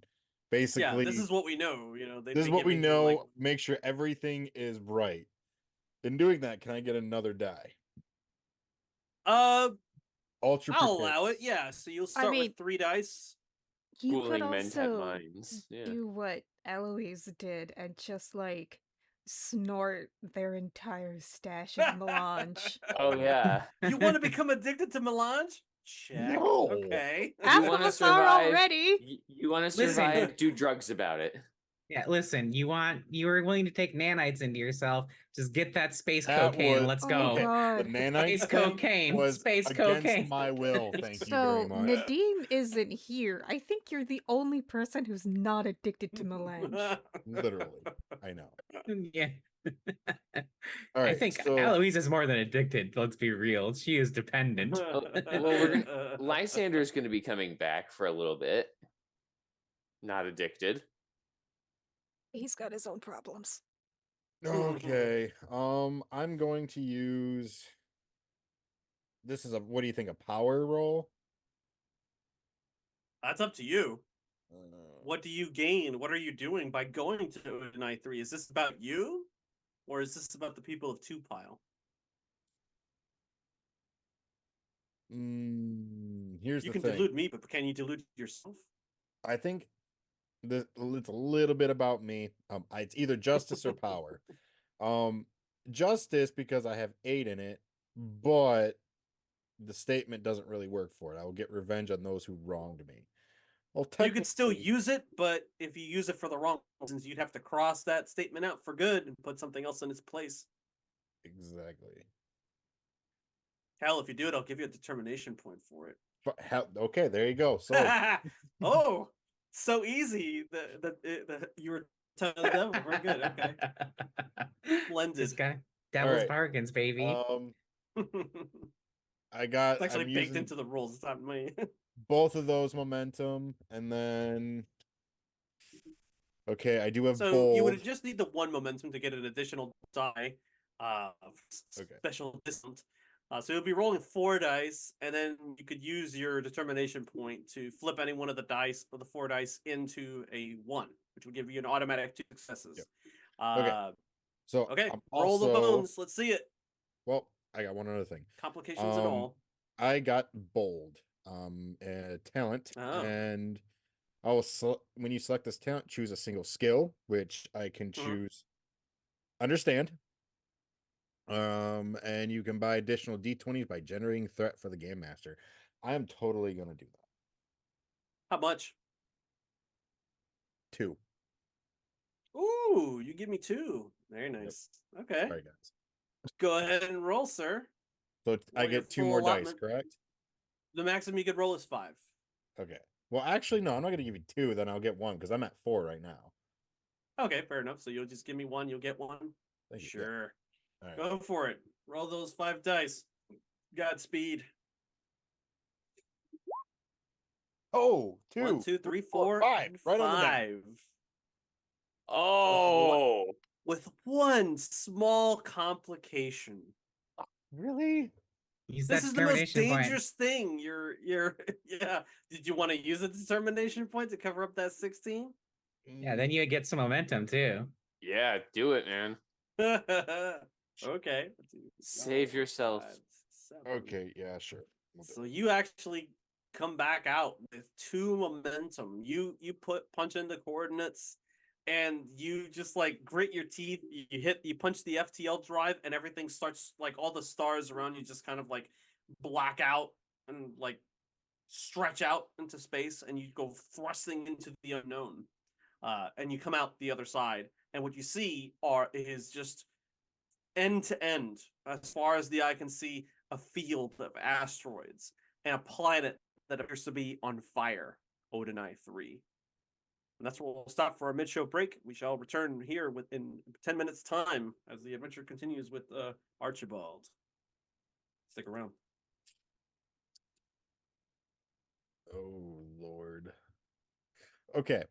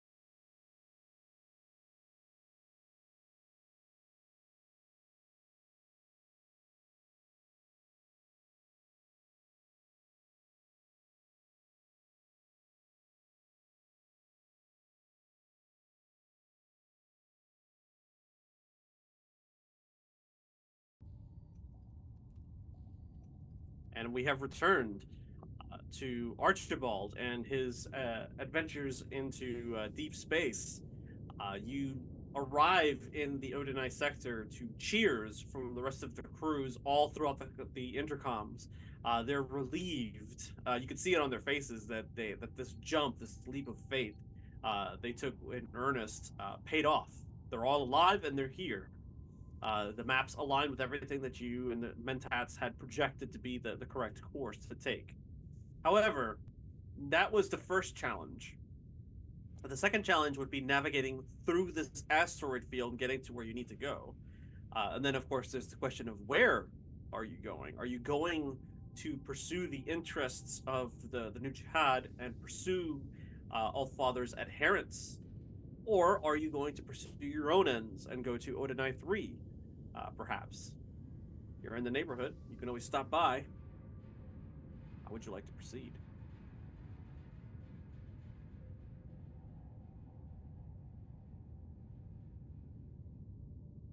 Would I know any of the houses that are there? Do you have you can make an understand roll? Because the New Jihad doesn't have too much information about like the current going abouts of the Imperium, but news of these rumblings have been going on for a little while and have finally come to kind of come to a head. So you may have heard about it. You can make an understand roll, and if you get difficulty, I mean, guys, the more discusses you get, the more information you get. So I like I have leaning on imperial that one. politics on this, so I can. Oh, there's a very good likelihood. Yeah, you already know of them.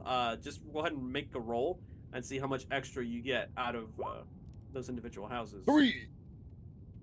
3, excellent. So I'm gonna say that was a difficulty 0 check, which means anything in excess is counted in momentum, which means you can spend those points and ask me 3 questions, anything you want regarding those 2 houses, and I'll answer them honestly.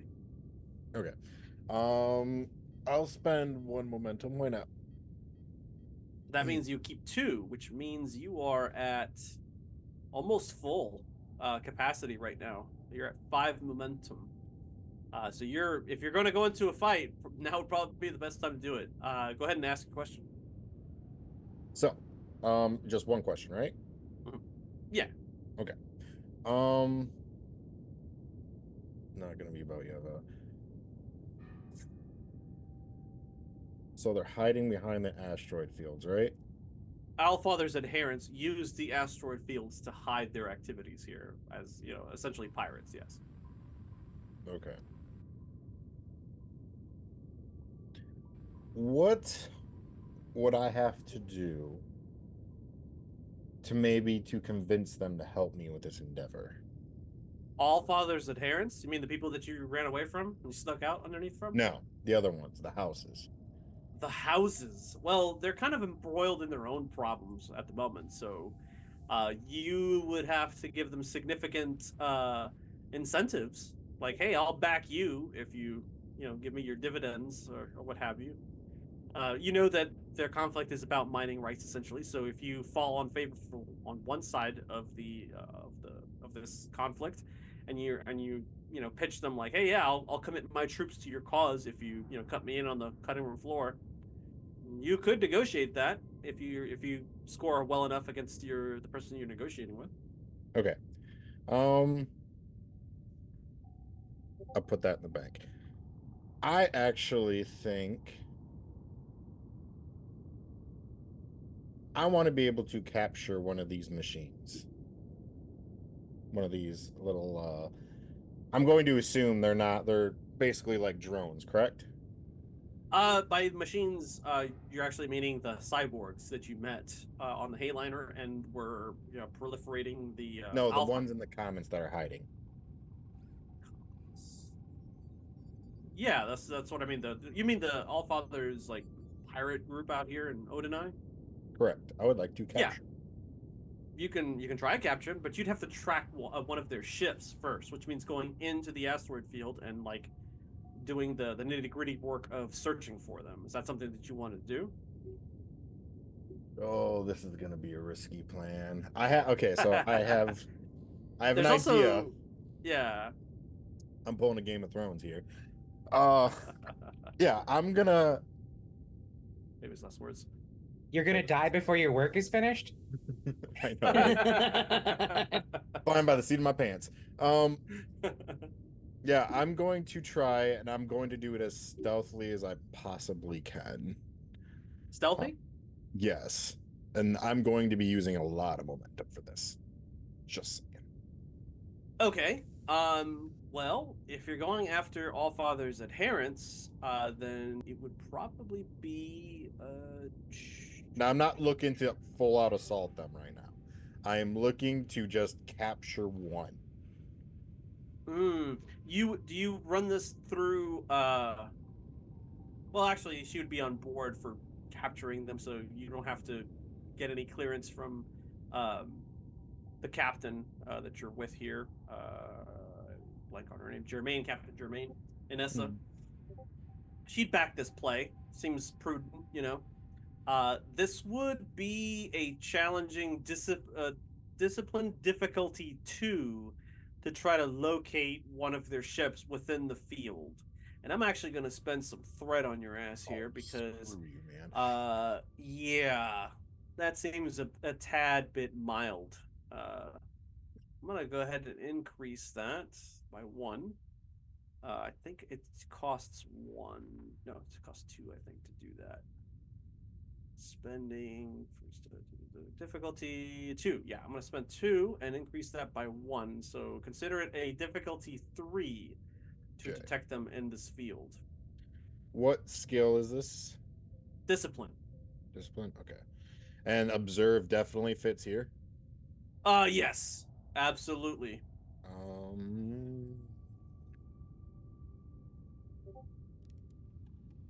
Well, y'all, I'm kind of pissed. Like, Archie's kind of upset with the Allfather because he lied to him. So I am going to put justice. I will get revenge on those who wronged me. Okay. This fits. How many dice? I'm going to use a momentum. All right. All right. So I got another dice. Should I give you more for threat though? You can. If you use 1 momentum, that means you get an extra die. If you want another die, but you don't want to spend momentum, you can give me 3 threat for the additional die.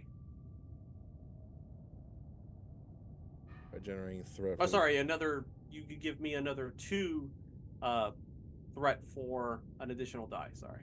Actually, I've been playing bold completely wrong. That's for a reroll. Okay. All right. Never mind. I'm not going to give you any threat.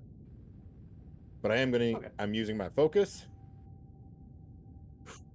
Do this. Holy 5!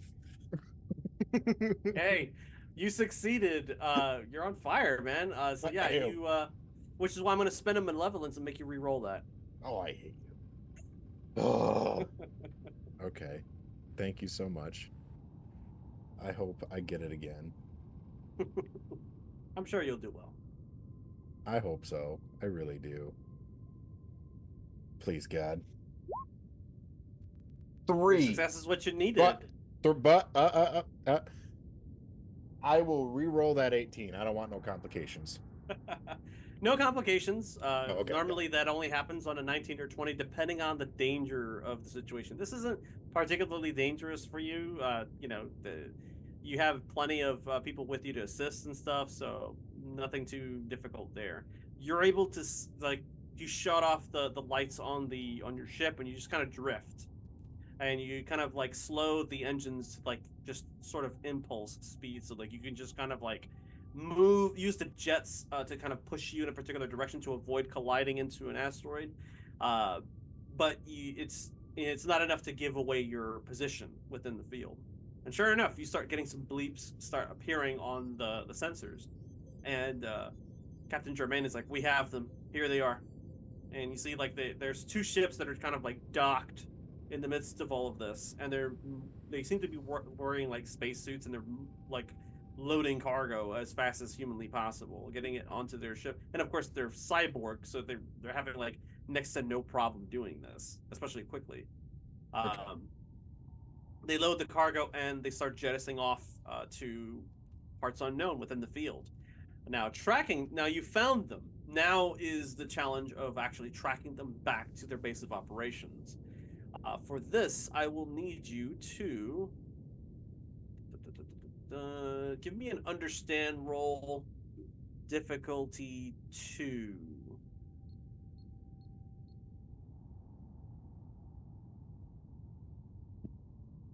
I'm going to use another momentum. Okay. The dice. Yes, focus. 2. Okay, it's not a 2 competition. successes it is. Very good. All right, so you manage to spot them, and now you're actively following them. You turn on your transponders, all the lights come back on, and you start tracking them. The white rabbits follow in tow, and they start leading you back to like this cluster of asteroids. And there's something hidden there in the midst of this field, and it seems to be like a large facility of some kind. It is it seems to have been used in the past to process and refine materials that were brought to it from the different planets within the sector, the different Odinized, as it were. So this actually has a map that I'll show you here in a second. Okay.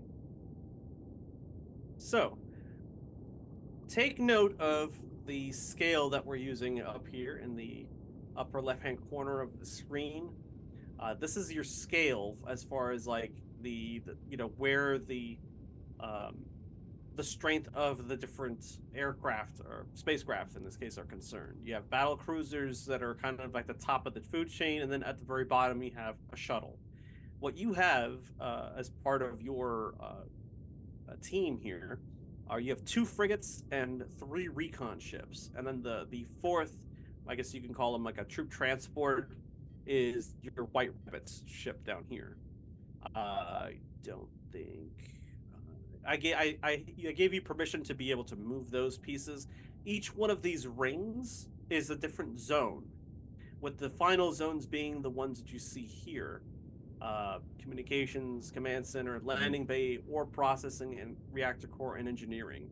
This sort of platform is already known to the New Jihad, so when you see it, and this is like, as I suspected, they're operating off of one of these old derelict processing stations. If we're going to get through, General, we're going to have to either approach cautiously, or we're going to have to make a dead run and assault them. We run the risk of alerting them if we move too quickly.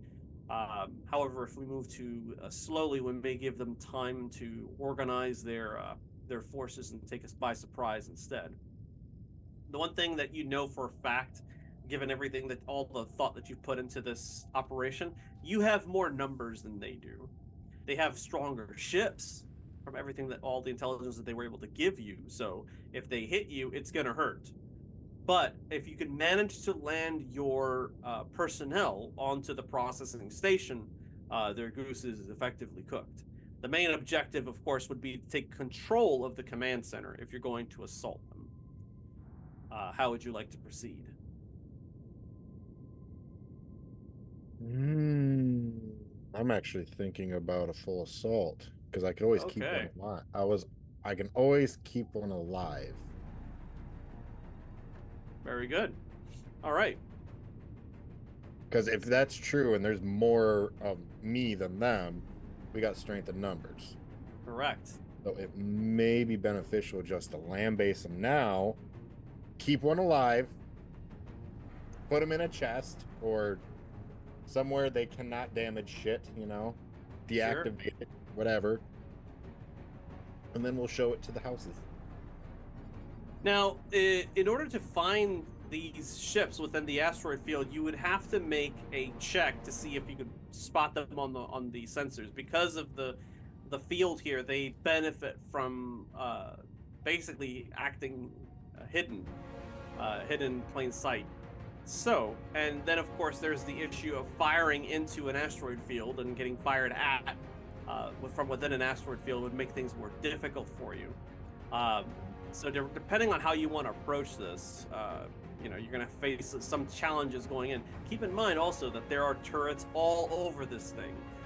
Effectively, as many as you see currently there, those act as assets for this pirate company. So if you plan on disabling those things before you go in, that's what you would be up against. You have the initiative because you've essentially are taking them by surprise, unless you want to just charge in. In which case you make the first move if you want to move one of your assets into one of the adjacent zones. Okay.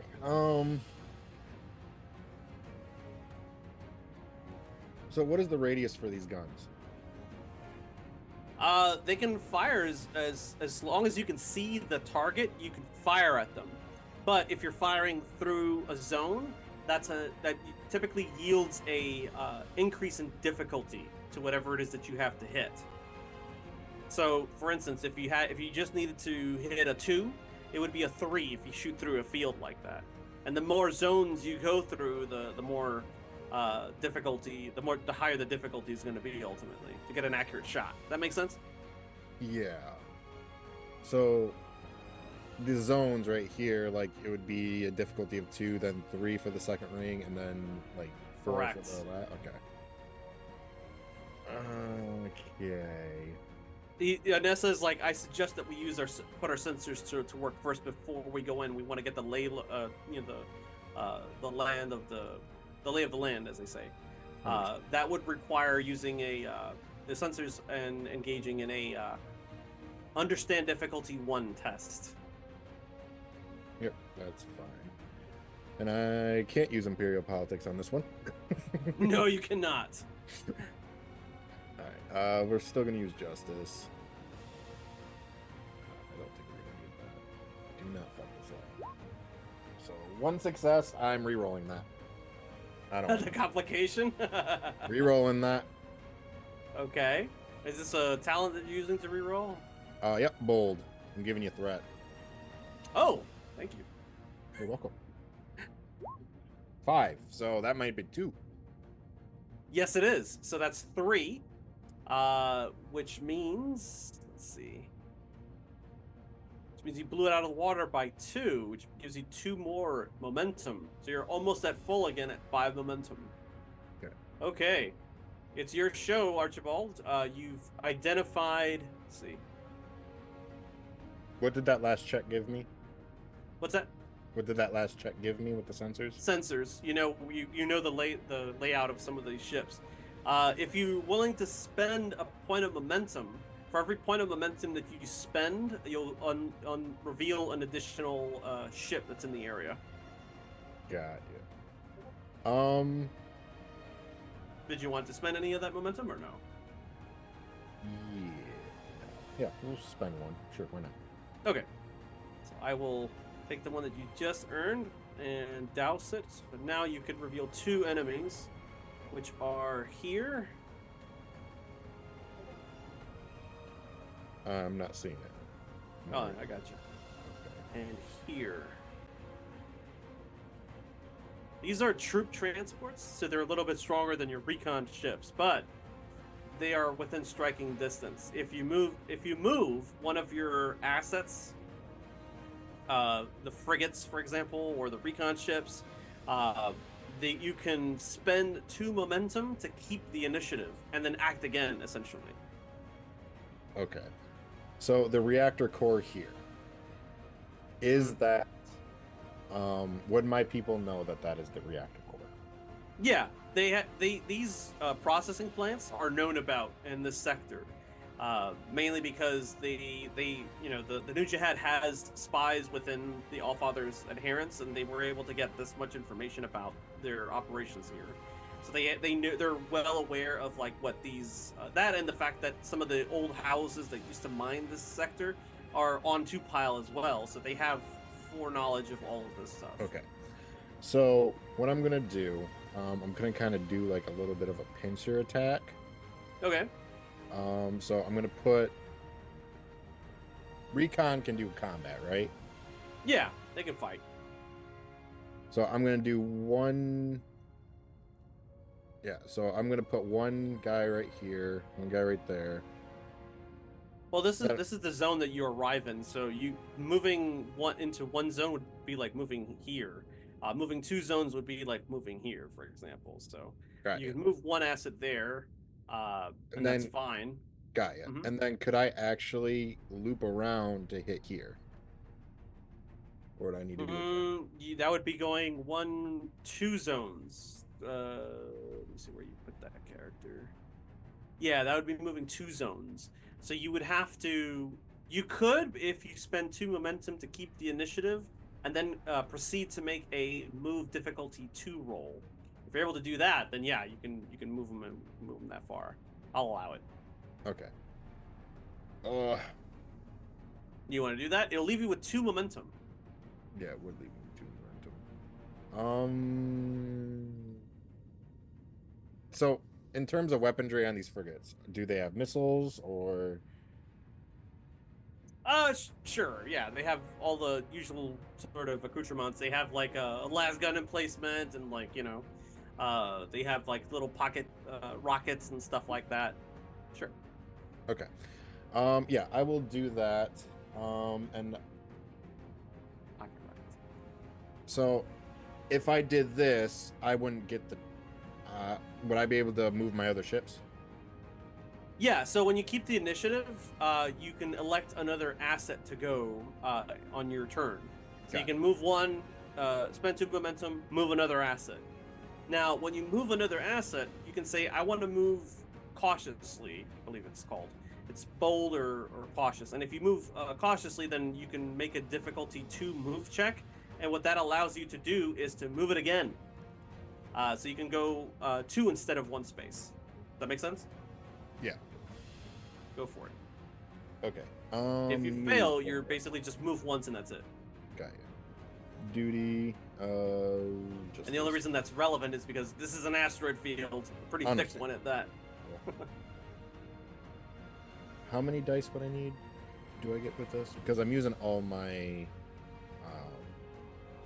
all the thingy, the dingers, momentum. The thingers.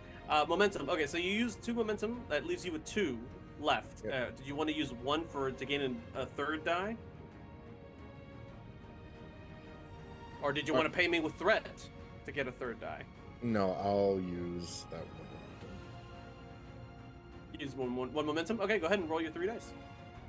2 difficulty. That is Oh, you not gotta be good. kidding me. Oh boy, Fun that's stuff. a shit show.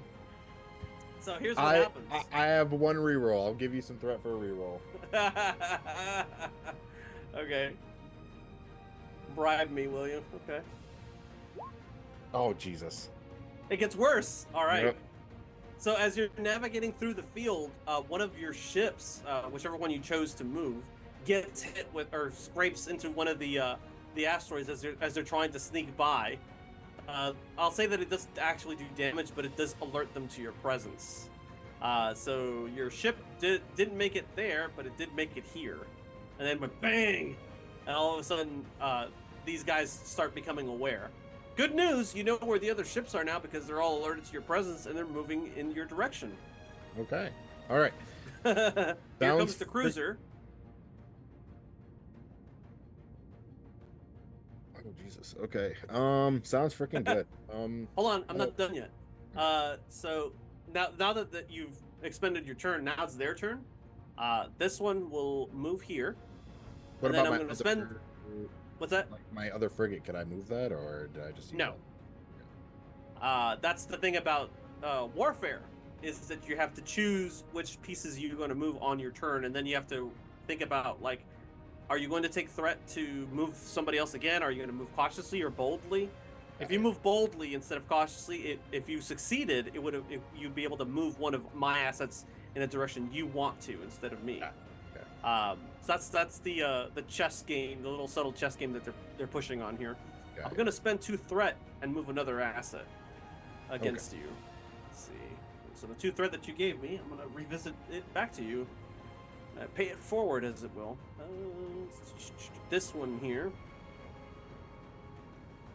I'm gonna say the cruiser starts moving in this way. So they're looking to try to. You were thinking about doing a pincer attack. Well, funny enough, they're trying to do the same to you now. Let's see.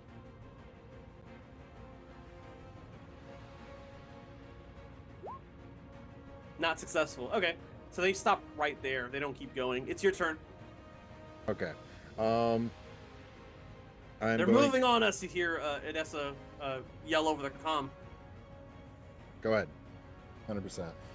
Moving on up, I'm going to move this guy right here.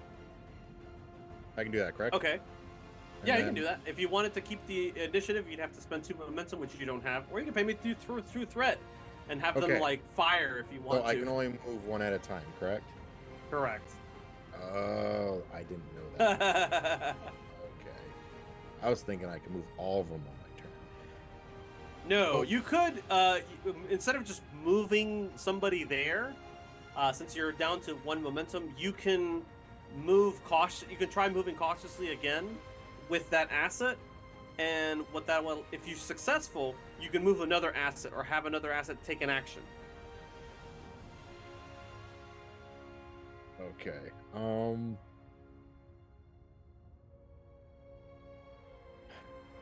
What would the roll be? Move, difficulty 2. I have a really bad move score. Haha. Well, thankfully for you, your soldiers do not. Let's see. Okay. 1 second here. Let's just use the Varangian Guard. They have pretty decent move of 6. Let me give you editing capability there. You should see a character sheet show up on your journal, and I'll be gracious enough to let you use that sheet instead of your own, because if they're better at something than you are, then they should absolutely be able to take the lead. Okay. Where's the The character sheet, it's in the character journal. It's under Architect NPCs, and it says Varangian Guard. Got it. Okay. Sweet. I got it. Okay. So he's got yeah. they got, and infiltration works here. So Not in this particular case. If you're trying to move cautiously, not necessarily. I mean, actually, it does. Yeah, to be that's honest, but you only get 1 roll with NPCs. You don't get 2 dice. That's the drawback. got ya. Well, that's all the same. Submit. And 2 dice. they can use their focus in this one. Yeah. Yeah. And if you wanted to use 2 dice, you can, but you'd have to spend that last momentum No, I'm or not. pay me a threat.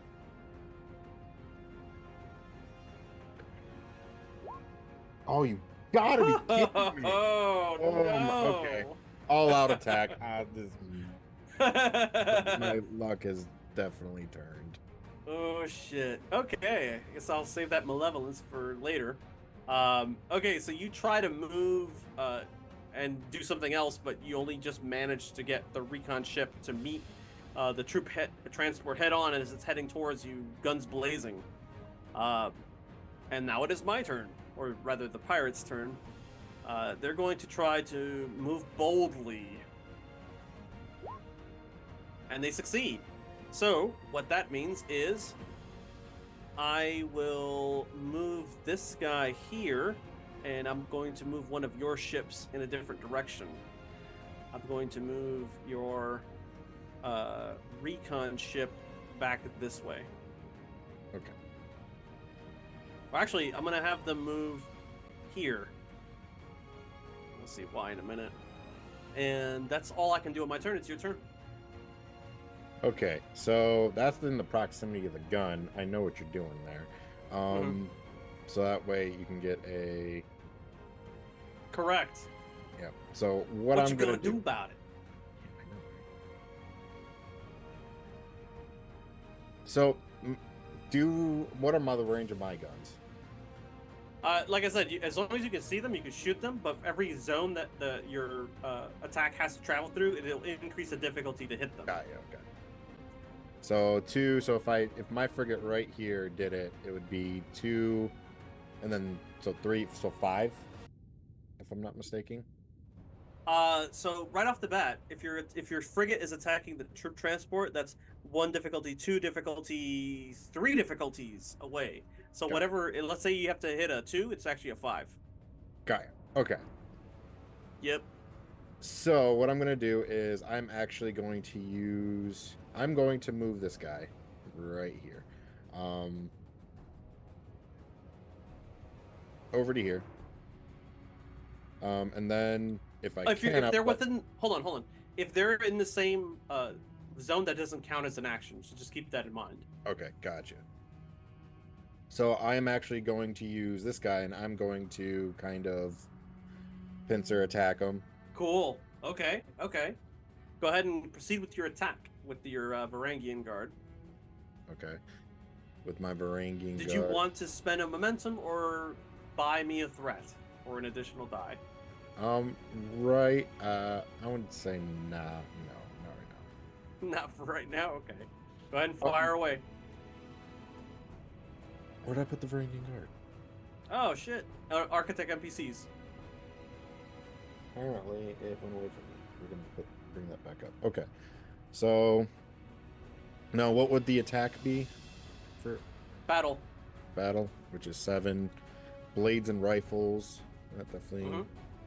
The focus doesn't count in this particular case. That this is a space battle, but Yeah, understandable. Justice dice.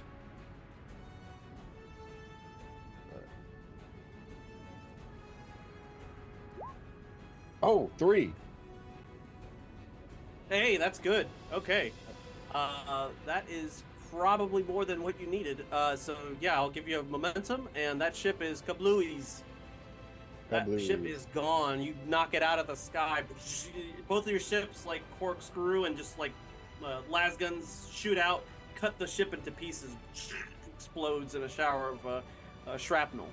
I'll give you that momentum point, and you have 2 momentum now. Did you want to spend it to keep that initiative and have somebody else go?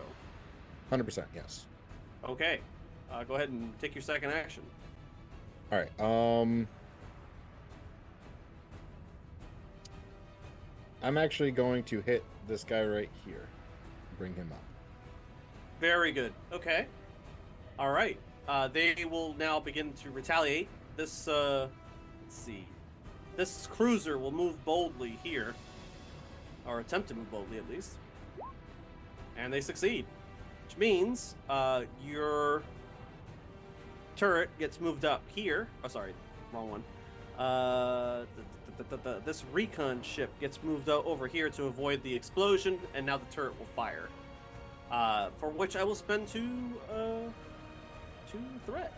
Second.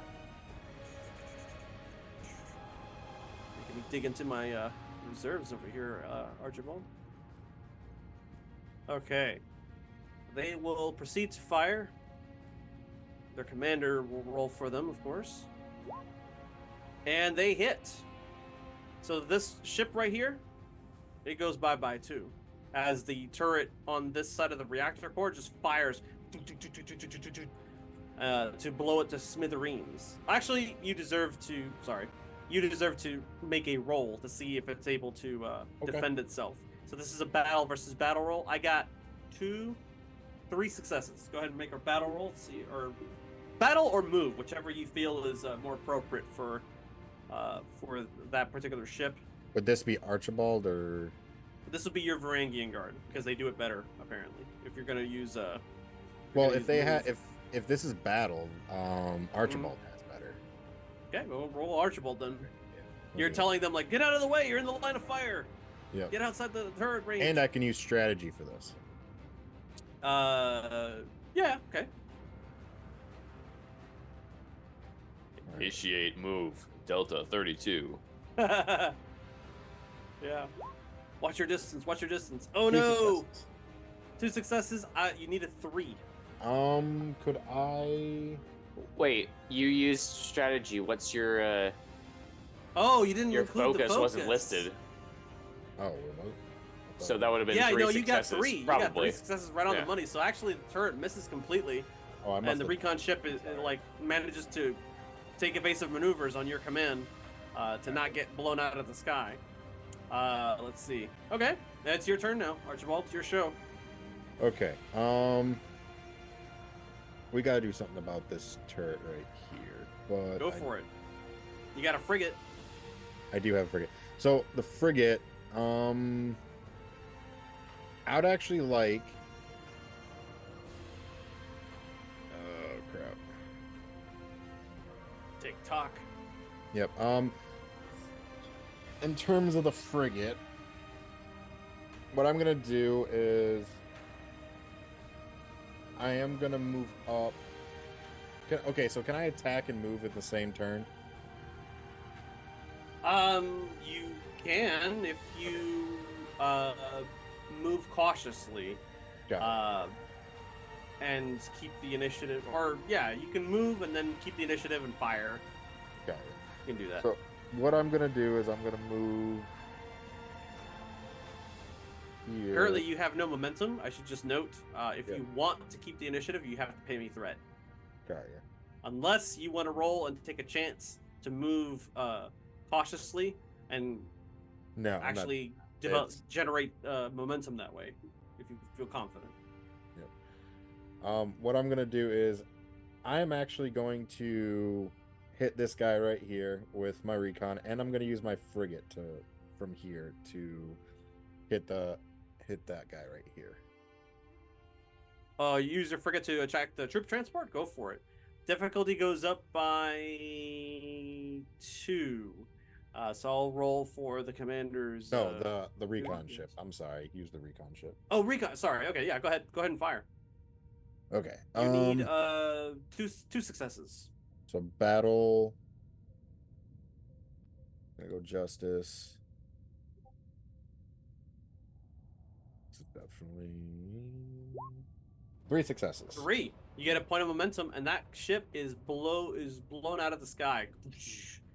Yep. All right, good job. So you earn yourself a point, and you take out another enemy fighter. You hear a big, cry go over the radio, like like you're like, yeah, we got him. They're like, General, permission to go to board the station. We have a clear path. We just have the turret in our way currently. Permission to proceed to board. Permission granted. All right. Captain Anessa looks at you for a second in the heat of this battle and smiles for a moment, and then she turns back to the con. Okay. So that was your turn.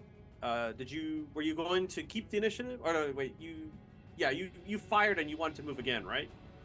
Yeah, I do. Okay, so you can spend 1 momentum and pay me a threat to keep the initiative and move another piece. I'm going to spend 1 momentum, and I'm actually going to use my frigate here to attack this guy. Okay.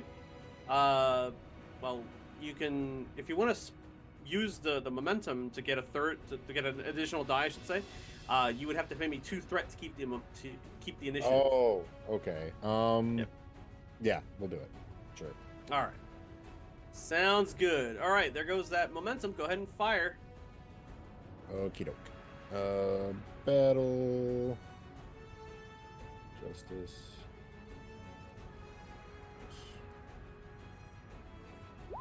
4 successes. Oh!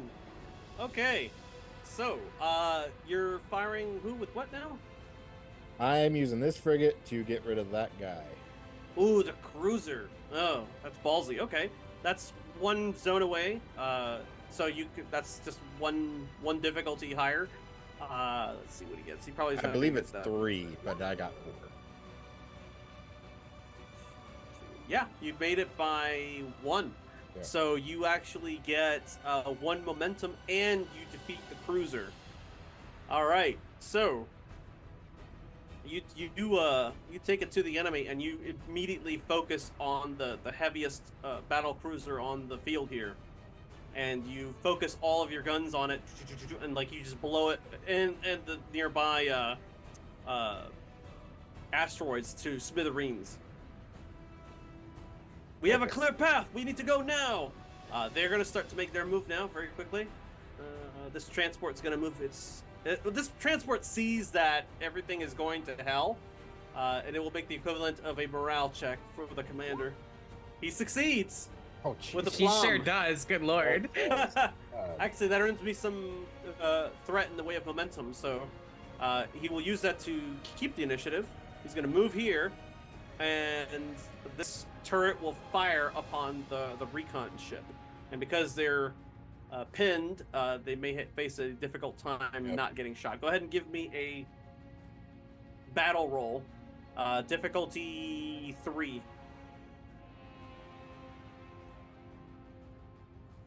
For warfare, that's a tough roll. It is. You generally will roll 1 die for these guys, but as Archibald taking command, that allows you that you can roll with Archibald, and it gives you the benefit of 2. Look at that, 2, but not quite. You have 1 momentum remaining. Yeah, I'll use it. Why not? So you can roll a 3rd die. Yeah, sure. Go ahead and roll it and see what you got.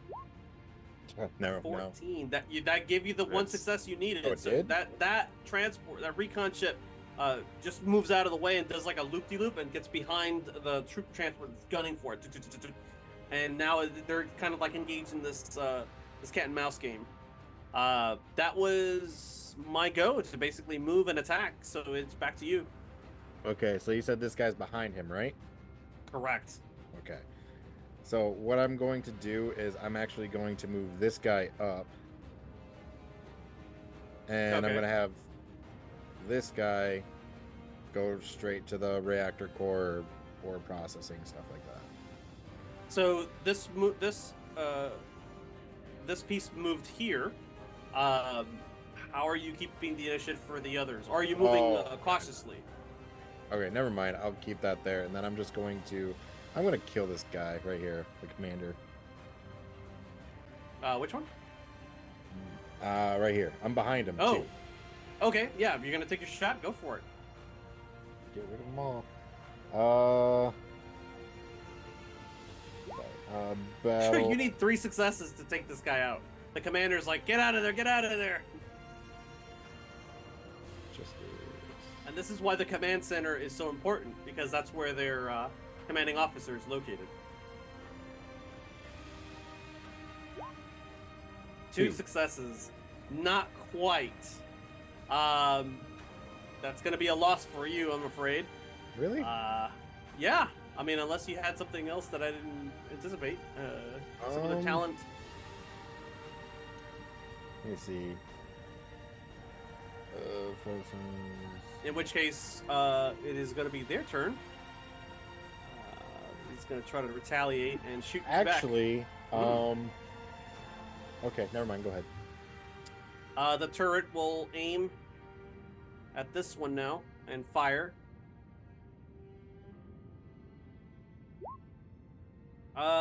2 successes to not get blown to pieces. Okay.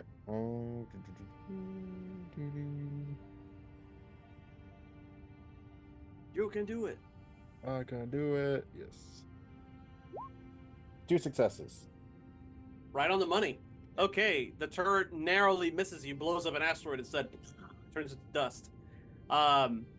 That was my turn. I'm starting to run out a little lower than I would like for my threat, so now it is back to you. Okay. You see a concerted effort from your forces to basically create a wedge and make a dead run for the either the reactor core or some central part of the superstructure there. How would you like to proceed?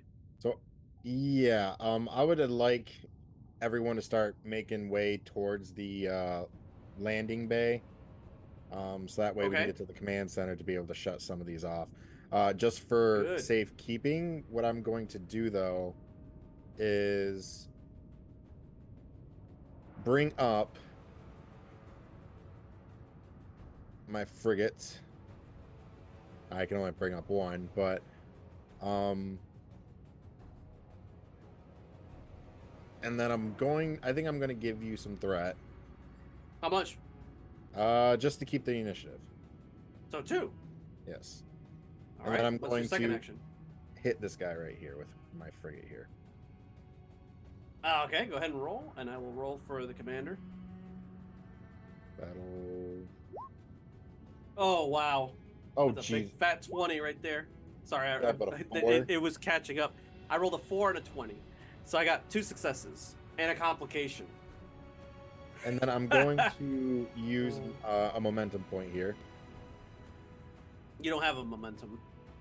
Didn't my last roll I got one? No, maybe not. You got 2 on the money? I did. Okay, maybe. I'm sorry. All right. Worries. Just this. 2. I'm not too worried about the complication. I'll live with it. Oh, 3. Hey! Wow, okay. Yeah. So you got 1 more than you needed, so you actually did get a momentum point back. You're making waves out here in this pond, little pond that you've found. Yep. Let's see, which one is it that you were targeting? Go ahead and ping it for me.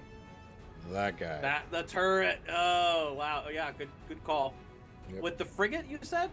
Yep.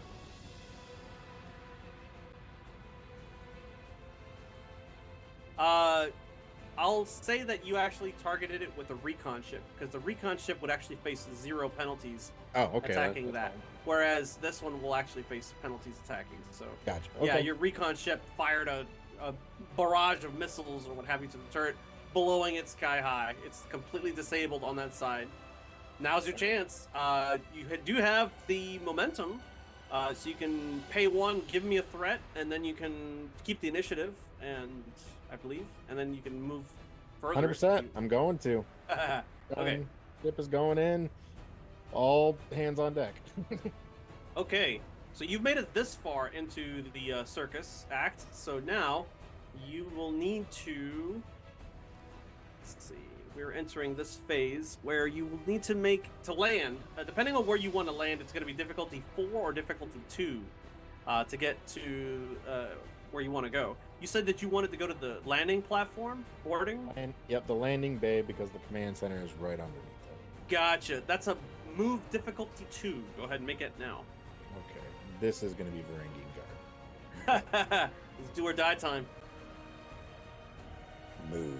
I will also be using a momentum here. Very good. So 3 dice. Oh, Paying yes. me a threat So, again. 4. I'm getting so much threat from you. It's great. Holy shit. Okay, Yeah, so you I got momentum exceeded. too. You exceeded by 2, so you actually get 2 momentum from that. So you land this ship that you command to land on the landing bay. It lands expertly. They blow a hole open into the thing, and they get out in their suits, and they start fanning out into the landing bay. So you've made it aboard. Your recon ship holds about 2 units worth of guys, which is 8 people. So I'm going to say that your white rabbits get out onto the landing bay Right. and are immediately faced with All Father's adherents. A second here. Jesus, 3.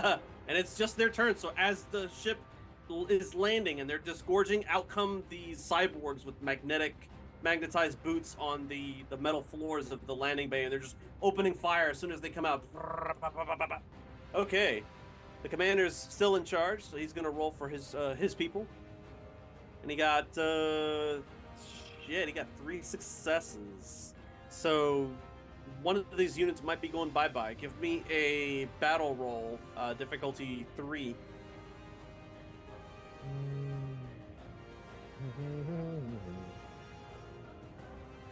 I have You have momentum. 2 momentum. Yeah, I'm gonna on use that 1. last roll. You're gonna use 1 to get 3 dice. Okay. Correct. 3. Oh, but I got a complications, but you did get the 3. Okay, so interesting. So I'm gonna say that you do manage to move out of the way in time, like that you managed to take cover and fire back, but there is a complication. You're pinned down now.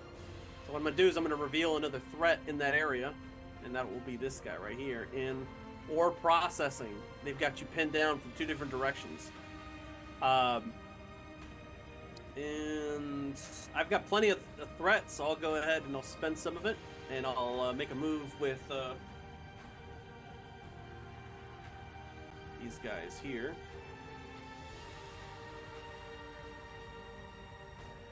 The command center's been activated. So now you're completely surrounded on 2 fronts. It is now your turn. How do you react? We need another side to be. Yeah, are you going to move some of your other assets to land on the command center? By the way, if it is totally possible to land in different areas of this, not just the landing bay. However, Yeah. to do so other than the landing bay, it's going to be much more difficult to move, like a 4, for example, if you try to go directly to and take the command center. Got ya. If I shot the reactor core, would that? I Out of curiosity. mean, you've got las guns, and if you shoot the reactor core, this thing's going to go up like a firecracker. Jeez, With your people aboard, of course. why did I do that in the beginning? Jesus. All right. Well, because you wanted to take it captive. Yeah, you're right. I'm actually gonna move him up. All right. I'm going to kind of landing on the engineer bay. Okay. How would that go? What would the difficulty be for that?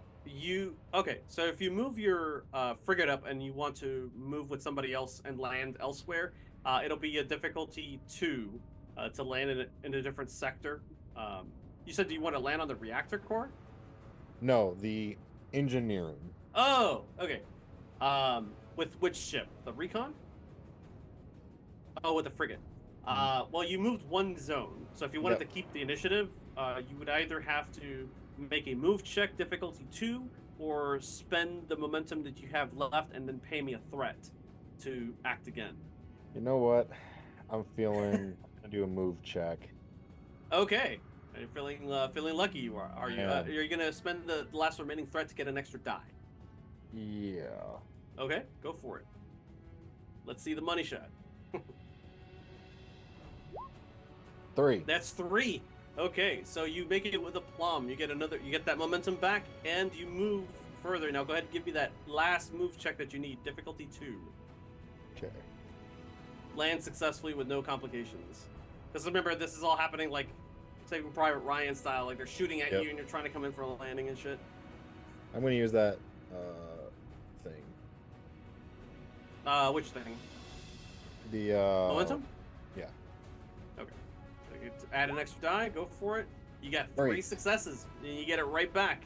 Wow, you're getting extremely lucky rolls here. Thank God. Okay, the frigate lands on engineering, and the people there are freaking out. The Allfather's adherents, they see what's coming, and they're like, "Nope, we're out." They start retreating as soon as they see the superior firepower coming in, and that's exactly what they're going to do. They're going to move to the reactor core, and I'm going to say that your white rabbits get disgorged here in engineering. So now you have effectively taken over engineering. The pirates are retreating towards the north. Let's see, it's my turn. They're gonna fire whatever. 2 more rolls. Not enough. Not good enough. That's only 1 success. If you give me a battle 1 difficulty test, you can evade the shots that are coming at you, and then it's your turn. These guys are beaten. 3. 3. You get 2 momentum back. It is your turn, sir. And you have 3 momentum to play with. Okay. You hear Anessa over the comm. Push it now! Take the command center! Yeah. 100%. So do I have actual troops on these platforms? Not yet, because you landed initially on the landing platform and engineering. All right. So I am actually going to. We need more. We need backup, basically. We need backup. Okay. Yeah. So what I'm gonna do is I'm going to give you a little bit more threat, or actually spend that momentum to keep initiative. Correct? Is that how it works? Well, you're taking your first action, so you don't have to do that. But if you're moving and doing something else, then yes. Well, I'm gonna move momentum 2 to keep. spaces, so I'm gonna move this guy. Yes. Okay. and then Yeah. this guy. You got it. The kind. So I'm going to use that one momentum to keep the action and get into this little ring right here. So that way we can get like some backup for this recon guy. Okay. Okay. I want to use these guys, but all right. Can I attack now? 1 second. Yeah, go ahead. I'm going to use the frigate, and I'm going to attack this guy right here. Well, this is your guy. There's Oh, no that's one. my guy. They Okay. retreated. Yeah, Mike. The pirates retreated one back. So, but if you want to shoot from engineering to reactor core, it's just difficulty 1, on top of everything else. So I rolled badly, so it's difficulty 2 to hit. All right, 100%. I'll do that, so that way I can give that Go for guy it. Yeah. better. That way he's not pinned down.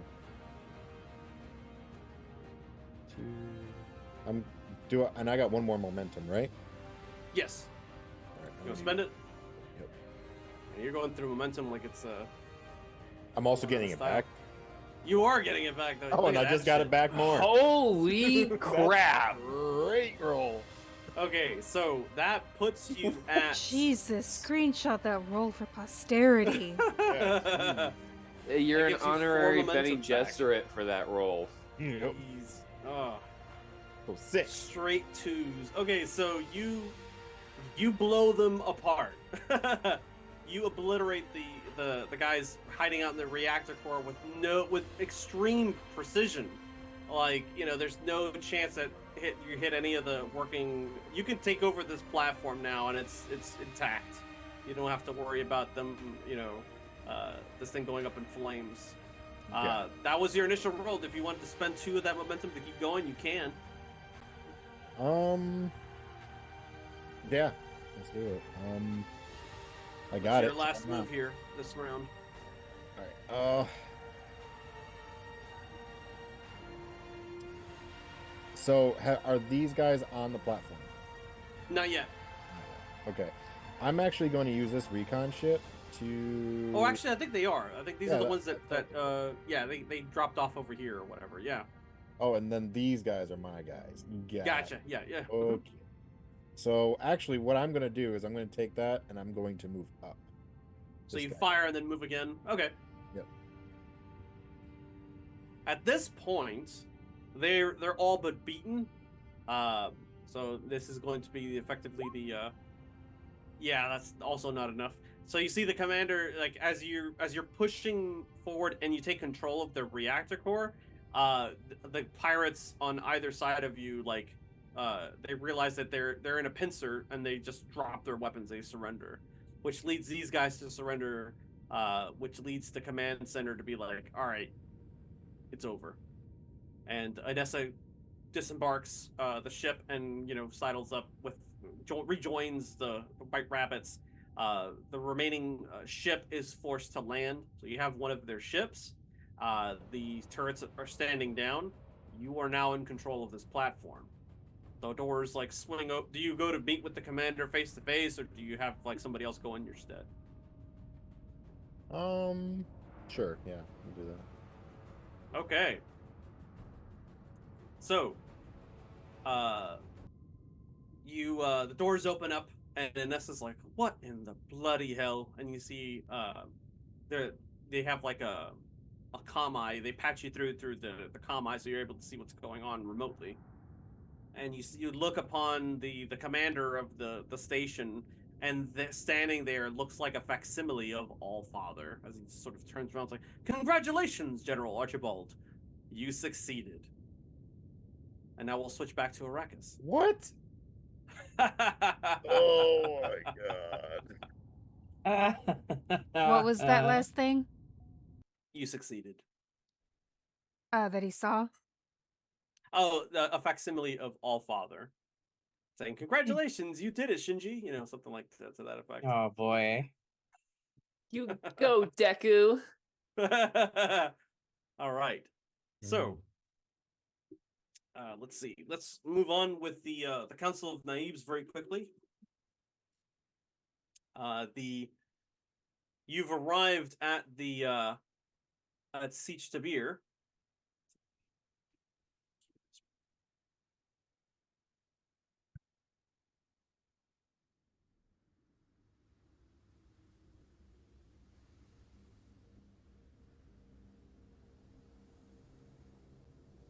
each one between have gathered in this neutral ground for something truly momentous. Friends, allies, rivals, and enemies alike have traveled from all corners of Arrakis with their naibs to witness this defining moment in Fremen history. Because despite countless others who have claimed such a right, none before have come this far. You stand on the precipice of something great and terrible. A cliff face so steep that falling from it will not only mean your death, but the death of countless others. Shouting and arguing can be heard from below your position. There are many who refuse to accept you as Mahdi, who refuse to pledge their lives and those of their loved ones to you and your cause. Even Stilgar could only do so much to quell the threat of violence in the face of what your detractors perceive to be the height of hubris and heresy. If you fail here, it will take more than words to prevent an armed division against your anointment as Mahdi. As you rise to look down at the hundreds of naibs and their warriors, your mind begins to envision the thousands that may follow in their footsteps, and the tens of thousands that will follow them. Each one armed with a crysknife and the determination to die in your name. The sounds of the wind whipping through crevices in the rock remind you of the Harkonnen banners flapping in the wind, and the sounds of battle, with Fremen legions chanting your name. The jihad beckons. When they glimpse you standing atop the large rock face, a murmur pervades through the crowd, followed by complete silence. They await your word. This is the moment of truth, Zoshir. With Daphne in attendance, along with her handmaiden, they helped you receive the different naibs that came one at a time. You greeted them, and you showed them that you are adherent to this belief as much as they and their the people who follow their direction, the people of their tribes. And to say that this anointment is contested is putting it lightly. You must convince those here that you are the promised one, or else you will effectively have the Fremen turn against themselves for the first time in a very, very long time. Your thoughts go immediately to the Dwali as being the last of the last time that the Fremen fought an internal schism on that level. So, Daphne wants to lay some groundwork for this. Sure. She is going to dress in the Fremen Sayadina clothing, but she's still gonna wear like her headscarf with like, you know, the beads and like the part that she does and her jewelry. And a House Cheshire badge to essentially be like, I'm kind of Sayadina, but I'm also outframed, but I'm also here to support Zoshir. And she's also going to use her Prana Bindu and her political training just to like watch every single naib. How do they react? How do they interact with Zoshir? How do they interact with everybody else? And essentially I'm just trying to generate a lot of advantage for Zoshir. Sure, that makes sense. So this could that could be viewed as, if you make a understand politics or Fremen culture, if you make a difficulty 2 test with that, then what you will do is that you can actually assist Zoshir in the communication role itself by rolling 1 die. So basically you use other memory and like you figure out like all the things that he might want to use in his initial bid, and then you can kind of like augment that. Just when I think it might be appropriate, you know, like, oh yes, I miss Kyra too. She was a wonderful parent to me. On the same note, when I said I was going as Norma, I was meaning that as in I was going to be dressed appropriately. Sayadina-esque, Mhm. yeah. So that because the reason why I have the Chris knife was to prove my association with Fremen. So the political statement, same thing. Oh yeah, that is respected. They see you dressed as Sayadinas, and they give you a wide berth. Um, you get 2 momentum because of that. So now you're up to 4. And now so that allows you to roll 1 die when Zoshir makes the communication roll to Okay. address the entirety of the Fremen tribes that have And also, please collected here. make free use of my momentum. The real question is, what will you say? What will you tell them about yourself?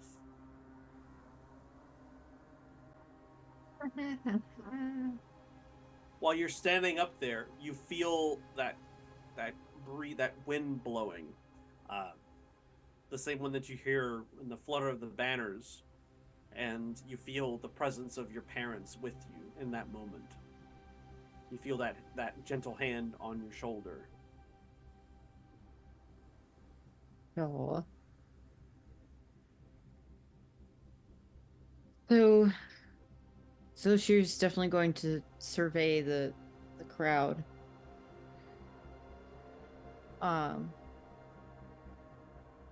Get a vibe check, if you will. Mm-hmm.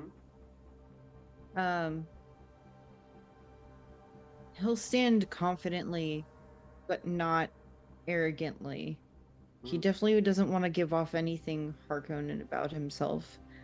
I mean, you have hair. You're fine.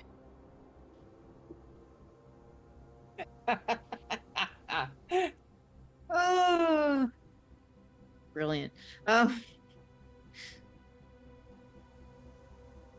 he'll take a moment and see if they silence themselves waiting for him to speak, or if he has to say something.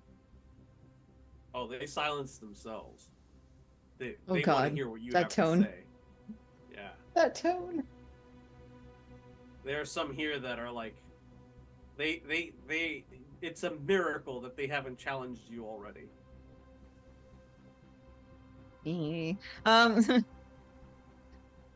Hasaka's here. His demeanor's changed. He doesn't see you as a rival anymore. He sees you with reverence instead. Aw, yay, that's a relief. 1 down, so many more to go. So many more.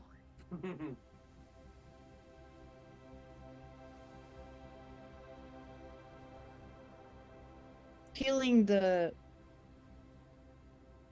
sound of the banners and feeling the presence of his parents, he'll gain a bit more confidence internally, as opposed to faking it till he makes it. Yeah.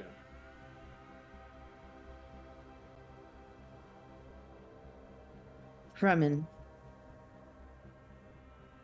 I did not seek or ask to be put in this position. I, like you, am at the whims of prophecy, of oracles, of mysticisms that we do not understand.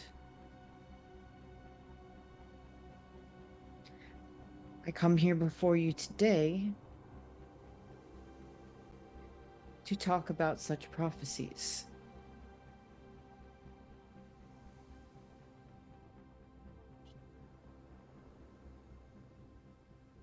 It is true that Kyra's life was ended, and that she wished for me to serve my people. Our people, the Fremen, to free us from the Harkonnens, to free us from the hold of any outframe that would suppress us. Now, I ask you, which prophecies do you think that I have not fulfilled?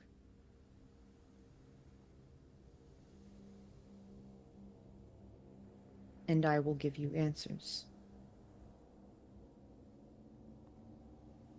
And then he'll wait for someone to be like, oh, you're not an outframe, blah, blah, blah, you know? There's like a rumbling within the crowd, and somebody finally stands up and says something addressing you atop, above them. What? What's that? Can't hear you. It's raining. Just kidding. He's like, what of the? He's like, what of the rumors? The rumors that we have heard that you are not Fremen, that you are Outframe yourself. Ah, Conan. I will answer that after you have answered my question.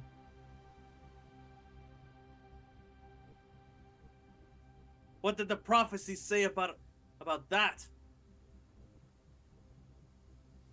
The prophecies said that there would be signs that an Outframe would act as if they were Fremen, as if they were born to the traditions of the Fremen. Another guy, who you recognize as Hassak Part 2, stands up and he's like, he admits it! He admits he's not Fremen. There it is! And there's like a big clamor, arguing and yelling and shit from other people, like, how dare you, sit down and listen, and the other ones are some people are like, no, this has to come out. And Conky, give me a discipline roll. Oh god, I'm gonna die. Okay. Who's throwing something at me? What is this for? Tomatoes. Cabbages. Yeah, tomatoes, exactly. But what is Tabby things. what is it for? Discipline observation. Hopefully happy. Observation. Would espionage Yeah. count for this? Yes. Okay. Shiri's finally come to kill me. Would this be a truth thing, a duty thing? Truth thing, I would imagine. Okay, truth. All right. I get to use that. How's that sound? Shit. 4. Wow. Okay, so you blew it out by 1. So that's you get 1 momentum. And you see the guy who stood up and accused Zoshir of admitting that he is not Fremen born. This guy called Sunta. I'll put that in the Discord here. You see he makes that claim, and some of his people are stand up and they grab the hilts of their cryst knives. This is very quickly going to devolve unless something happens soon to kind of quell what's going on. It's time need to for the make a- voice. Yeah. Time for the voice. It's time. Sit No, down. Shut no, up. don't use the voice. That will undermine Zoshir. Good Zoshir point. has to do this himself. All right, so she use the Communications voice. roll, Zoshir. Use it. Now, the way Wait, we could do what? this one of 2 ways. I can have you make a difficulty, communications difficulty 3 roll, or you roll communications, and depending on how well or how badly you roll, things will occur from there. So is it communication? Yes. Either way? And I've got my 1 dice to contribute to you. Yes. And Yeah, you have 4 dice you can use because you can use 3 of that momentum. Okay. You have almost all momentum that you can pick from. We are fat stacks on momentum right now. You're welcome. Oh, But since boy. I'm so overflowed with threat, I'm gonna increase the difficulty by 1. You're all. Eric. All right. Okay. Well, I'll roll my die first. Sure. Because I might want to use momentum to re-roll it. You may want to, yes. Oh, That's a good roll. no, that's a good one. I'm keeping it. Is that a 2 or 1? It's a 7. That's 7. Yeah, no, I'm saying for successes. Well, Oh, it's- um, is 7 worth 2 or 1? pretty sure, I so, think. well, if it's Depends my on the skill. communication roll, What's your communication? 6. Ah, Not quite. Oh, also, apparently there is a benevolence from Drea from a few Ooh. minutes ago. Oh, very good. Oh. That Drea coming in for the clinch. Yeah, go for it. You can roll at any time, or you can shore up anything that you've already said before you roll. I think Okay, it'll help. yeah, We'll have my 1 success. only leaves 3. to shore it up, oh god, should I do that? Oh. Go for broke. Go for It's- broke. It's that scene. I know, I'm Do putting it. you on the spot, but that's kind of the point. Yeah, no, that's understandable. So Sheer will look at the troublemakers and say, yes, and you've confirmed the prophecy, and pull the uniform out from behind his back or behind wherever he's got it. I don't know, out of his ass. It's fine. Holy moly! Okay, That go uniform ahead. suddenly got dirty. Go ahead and make your communications roll, because this is gonna open a whole can Did of I worms. just fuck myself over? Whole can of sandworms. I think duty might suit all for the good of the siege, because that's really why he's doing all of this. If you feel like that's the bottom line. I thought you were gonna go with truth on that one, but do you have It a makes- statement for duty or for over truth? I'll have a statement for truth also, and that would Ah. also do well. The greatest truth is destiny. Wow. Yeah, that's Wow. 100% relevant to this. Okay. Yeah. Uh, Because if you were to use I'm- something, yeah. Okay, go ahead. Oh no, I was just gonna ask, and I'm rolling 4 dice? Question mark. You're rolling 2 by default. You can And you can spend roll momentum up to to 4. do more. Yeah, you can absolutely roll 4 if you wanted to. Do I want to trust Spend roll it. 20? Spend it. Spend it. You have All a of it? benevolence, so But Spend it. Just Spend it. 3 to get 2. Yeah. Do it. Do it. it's Wait, done. so it's, 4D it's the 4 input value. How many dice is 4 dice? yes, 4 dice, and So you many have numbers. you don't have any communication skills, I don't think, or focuses. So it's just going to be Mhm. 4 dice plain. You get you already have 1 success, so you need 3. 4 dice naked. Yeah. Oh, Oh, fucking God. hell! Benevolence, God. benevolence, benevolence, Benevolence, benevolence, that shit. benevolence. Yep, I'm gonna benevolate You that. got like 2 complication. 3 Benevolate, I'm gonna benevolate those die. 3. Benevolate those 3. So roll 3 Wait, can I now. do that? Okay. God, without Oh, that benevolence, boy. like Zoshir would just disappear in a puff, and Paul would be standing there anyway. Yeah. God damn it. Like, oh, did someone call my name? Yeah, I made a list Hey! of what would happen. Hey! That's better. Okay, so target That's number is 4. 11. The Let's auto That was do it. 4. buttons. That makes 4 successes. Does it? Oh, I also have wait. a determination point. No, it makes 4 because Daphne got 1, and that's re-rolling that. You have 1 success from the previous one, 2 on the other 2. That makes Oof. 4. Just That- enough. ooh, that was. Well, I do have that 1 malevolence left. Oh, no. Do it. Well, I'm glad. I'm Should glad I it's save go- it? Should I save it for Elois instead? Yes. Is hold on? Are you asking Alois? If you're Oh, no, I'm asking not Alois, asking you. well then I'll just be quiet here and say, don't do that to me. You're next. Oh goodness. Okay. Weaponized Are malevolence. you gonna hurt me, BM? No. You can.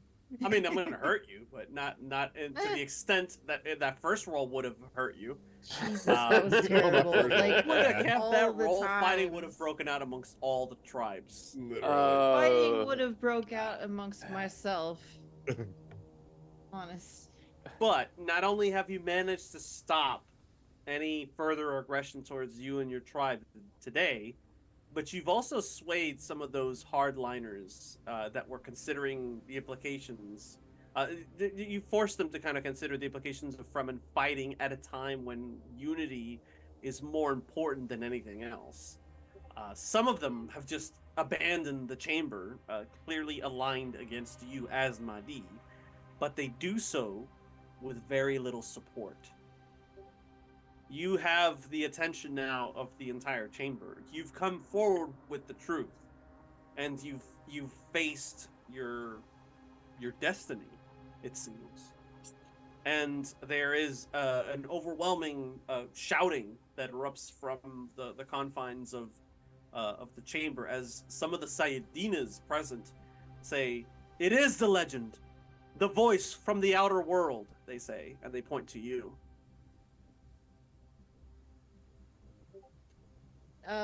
Zoshir will nod.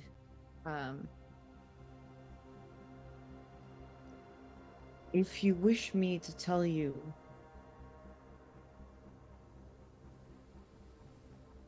how, by my heritage, I am an Outfrain and both Fremen, I shall.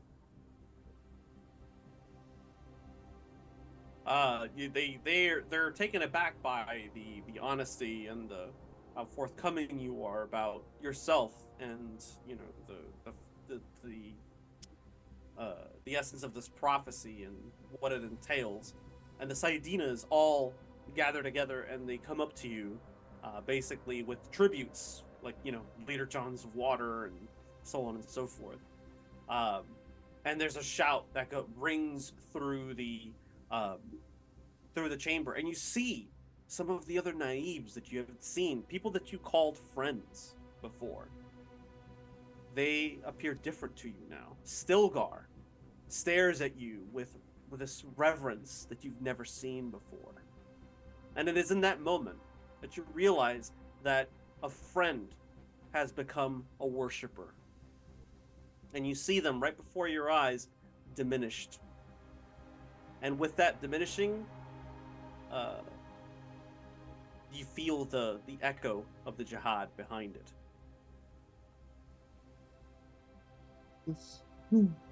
The council is at an end, and you and the rest of your entourage is escorted into an antechamber where Stilgar, Chani, and some of the others are ready to greet you with enthusiasm, with renewed enthusiasm, as you are now have been anointed as the Mahdi of the Fremen people. Your word now is law.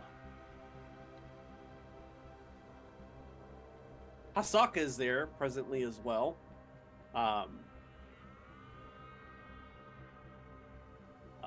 And he congratulates you. He's like, Mahdi, he drops to one knee and he's like, we need to determine what it is that we need to do now that we have swayed the tribes to your side, Stilgar says as he approaches you. He's like, you and your betrothed, you can aid us in this fight, yes? We can seek to retake this planet as our own. I am Kyra's daughter, and I am here to fulfill her work. I am also here, hopefully, as the bridge between the Fremen and the Imperium. And you are welcome in this siege and any other, Stilgar says. Now and until the Alat smothers all with its flame. And it's like, this is the prophecy that Kyra foresaw, and it became true. The voice from the outer world has succeeded where no other has. We have taken territory and held it taken it back from the Harkonnen, and it is only the beginning. It's like under your guidance, under this alliance that we have forged here today, we will ensure that the Fremen people are never subjugated ever again. You feel on some level that you should feel congratulatory, or that you should feel proud of yourself. You would imagine that your parents would be proud of you, Zoshir, on some level. But there's something inescapable about this. Like you're hurtling towards an abyss, and it's only a matter of time before it swallows you whole. Take an advancement point, each of you, for your contributions. And is there anything else that you wanted to do in that moment once you were received by Stilgar and the others in the antechamber? Any specific orders that you wanted to give, or any specific agenda you want to set?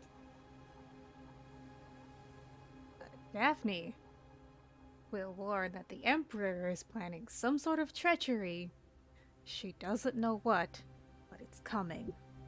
And the Harkonnen will probably be helping. Undoubtedly. Zoshir will gently place her hand on her arm, like affectionately. Then we must learn to think like the Harkonnen, to know what they'll be planning. One does not know a cure without knowing the poison. Whatever they do, it will be maximally cruel.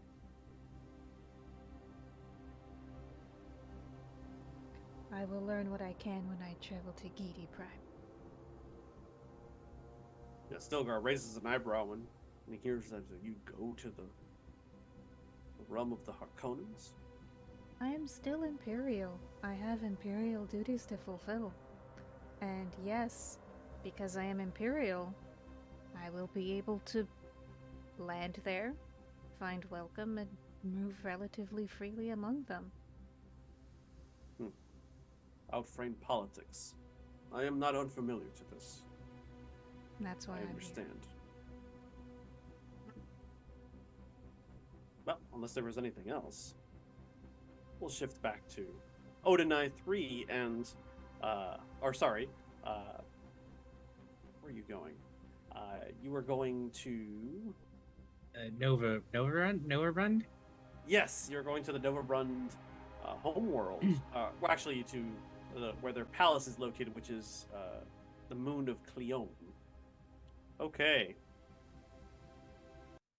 So, your Payliner flight is largely uneventful. You make it to where you're going, and you see where you're arriving. Let's see, by the time you arrive on Cleone, you hear events regarding what occurred previously. I'm going to say you're on day 6 right now. So about a week has passed in your travel around the Imperium to get from one place to the other. You've heard that a small fleet of ships filled with humanitarian aid to Odinai 3 was sent by the Ixians, by House Vernius. However, the 5 ships that went into orbit around the planet exploded upon leaving the Payliner, killing thousands. The regional governor on Epir was assassinated, with riots engulfing some of the cities on the planet. The Earl has declared planetary martial law and given security forces orders to use whatever means necessary to maintain the peace that was there previously. They're still committed to making the summit, but things are boiling over right now. And the last thing that you had heard upon arriving was that the Chom Board of Directors have condemned House Novabruns and Thorvald and have issued severe fines as a penalty for the recent violence. Some Chom directors discussed leveling economic sanctions, but the move faces steep opposition within the Landsraad. With that, you have arrived on day 6 on Cleone. Let's see what we can do here. Now, part of your mission here is not just convincing House Novabruns to come to the table, so to speak, but also to secure a neutral location as to where you can conduct the summit and manage some kind of a lasting peace or a ceasefire. You have options, some unorthodox, some not so much. Amira, on the way on the travel here, she was suggesting locations like we can host them on Jabberwock. She says Omelas would take good care of things. She suspects it would just be a little bit of a hassle with the delegation because they'd have to don like special suits and they couldn't go outside the palace and so on and so forth.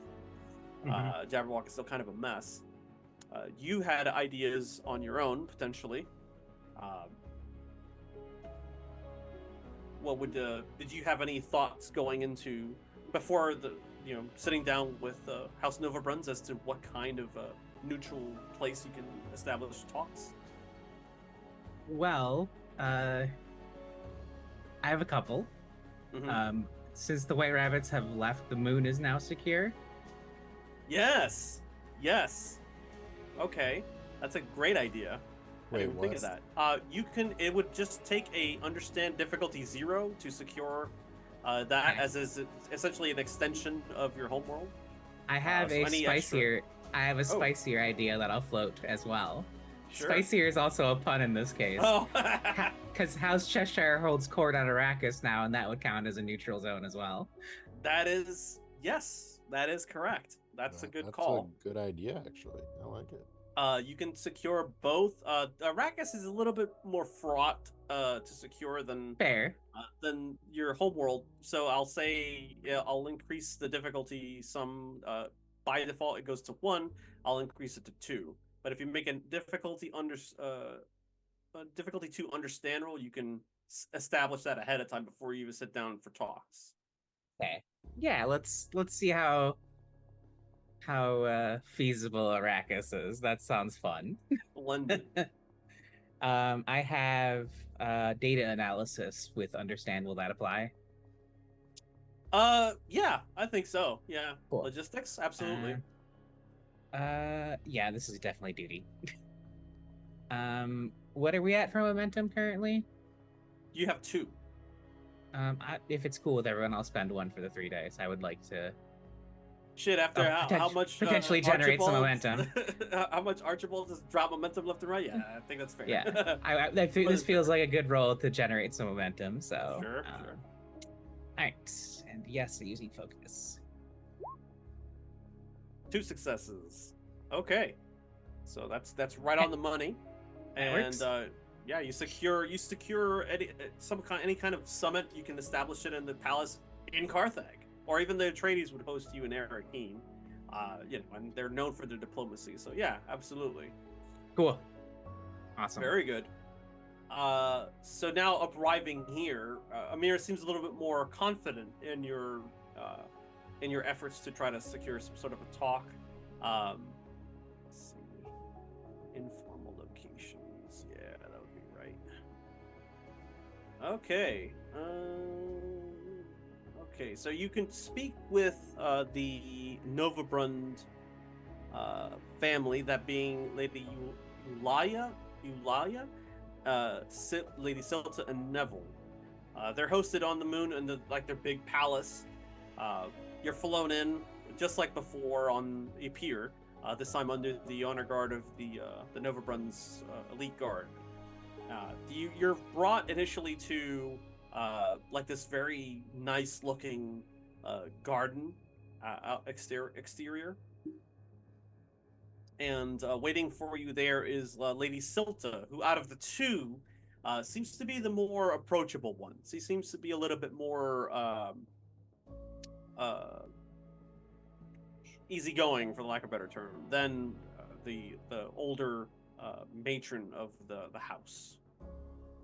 She's standing next to her is their genetic son Neville, who's about 15 years of age, dressed in formal wear for the house. It's telling that Lady Eulalia is not here waiting for you, but she seems to be more stern and more focused on industry and economics than diplomacy. Hmm. Welcome, welcome. It is good to see the Emperor's envoy here on Cleone. Please make yourselves comfortable. She gestures to some areas surrounding this garden, and like there's like a nice big area where there's like a dispensary of water and like plants growing around it, and these nice smooth round stones that make up the bottom of the this large pool. Neville just kind of quietly waves and bows and does like a curtsy before he sits down himself. How can I help you? Can we help the judge of the change? Well, I think perhaps it's obvious why I'm here. I seek it to end this conflict in a non-violent manner. Lady Eulalia and I feel the same way as well, and I think that you have you carry the word of the Emperor as well as the command of his Sardaukar troops. I don't think that this has to come down to violence. I think if the Sardaukar were to land on Odinai 3 in the established neutral zone, they would immediately force a surrender on behalf of House Thorvald and their forces. They would retreat from Odinai 3 without any further incident. Would you not agree? I do agree that would work, but I don't agree that that should be the way forward. Oh? No, I've already gotten House Thorvald to agree to come to the table on defer negotiations peacefully. So I come here to seek the same of you. Just to negotiate. Well, I have a I proposal in understand mind, your- but I will wait for your acquiescence to attend it. I understand that you're here to fulfill the work of the Emperor, and your interests are to resolve these sort of issues non-violently, but you are aware that we had first claim to mining rights on Odinai 3, and that House Thorvald sabotaged our refineries. I'm aware Like- of all of the issues and violence on both sides. You hear Neville speak something, and they murdered General Corda, he says. Now, to kind of refresh your memory a little bit here, Eneb Cordo is the leader of the Nova Bruns Expeditionary Force on Odinai 3. He was declared having... Let me see if I find the right thing here. Yes, he was said to have died on Odinai 3 from cardiac arrest. And that supposedly there was a Sook doctor who had not ruled out the use of poison. So the jury's still out if he was assassinated with something exotic Okay. as poison. I will alter what I say then and be like, it's my understanding that though foul play wasn't ruled out, it wasn't ruled in either. She kind of like takes the tit for tat for what it is, and it's like, okay. House Thorvald has made allegations against House Noverbrunn, saying that they delayed their ability to acquire the permits and stole those legal claims. They also alleged that Noverbruns were the ones who attacked first and further escalated the conflict, and that they armed the Kenji loyal dissidents to destabilize Epir. You can press or investigate that however you choose. There are truths to be found here if you do well, and there are also, of course, secrets that you may be able to uncover depending on how you want to play it.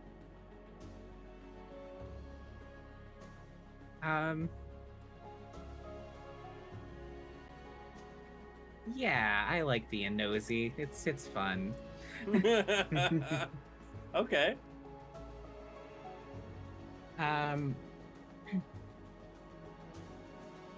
So I think this is what I'll always do. You talk of allegations, but I've heard similar ones that you armed dissidents on up here and almost caused a coup of sorts. That was brewing long before we and House Torvald became embroiled in this issue over Odinai 3. That wasn't a denial. Let's see. Hold on a second.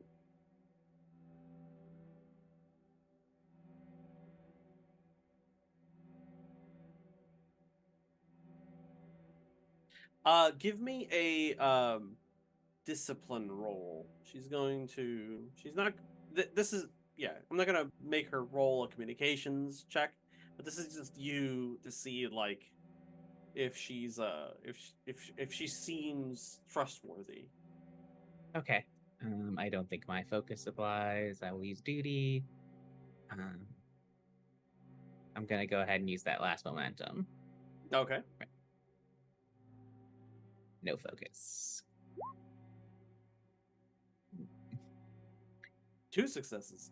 Okay, so she does not appear to be withholding anything back when she leans in and locks eyes with you and says, "We did not arm those dissidents on a pier." She seems genuine about this. And something, but you rolled fairly well. So you're like, that might be true, but you recall that each one of these houses has allies, and they act as proxies on their behalf. So they don't. She may be telling the truth, but at the same time, she may be completely unaware that those actions were taken by somebody on their behalf. The one who would absolutely know is the one who isn't here.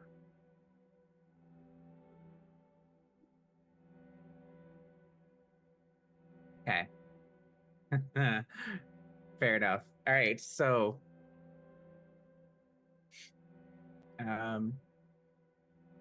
Eloise will say, so it's quite possible that this was done by one of your allied houses, is it not? I realize you would not know, but where is your lady currently? Tending to business as usual, of course. It's hyper focused on trying to get production back on track. We are essentially a house that deals with this sort of thing on a regular basis. So this has proven to be a tremendous disruption, and that's just how she's always been. I can try to sway her to come meet with you, if you don't mind waiting here for a moment. I don't. Take in the garden. Neville, show them around. She gets up and starts Perfect. moving out. Neville is like, she kind of looks you and Amira over, and he's 15 years old, so he's just kind of like, are you going, if everything goes the way that the Emperor wants, and we end this thing, is there going to be an investigation into what happened to General Corda? If we get everyone to the table, and if my proposal is accepted, which will hinge on you, actually. Because I seek a long-term solution to this so that this problem won't exist again down the road in another 100 years. I understand. I would marry you to Thorvald's niece. What? Your houses would be joined. You would have shared rights. There'd be no need for the dispute any longer. Problem solved.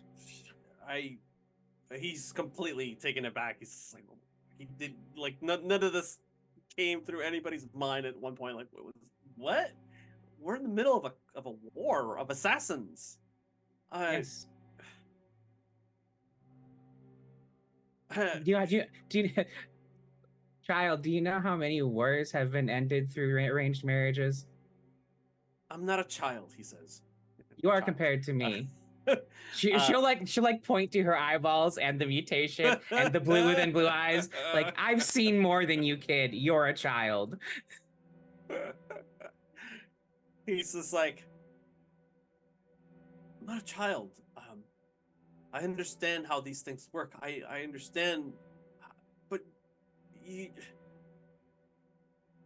what guarantee do we have that House Thorvald wouldn't take the opportunity, like just wipe us out? It's within the rules of Canley. It is.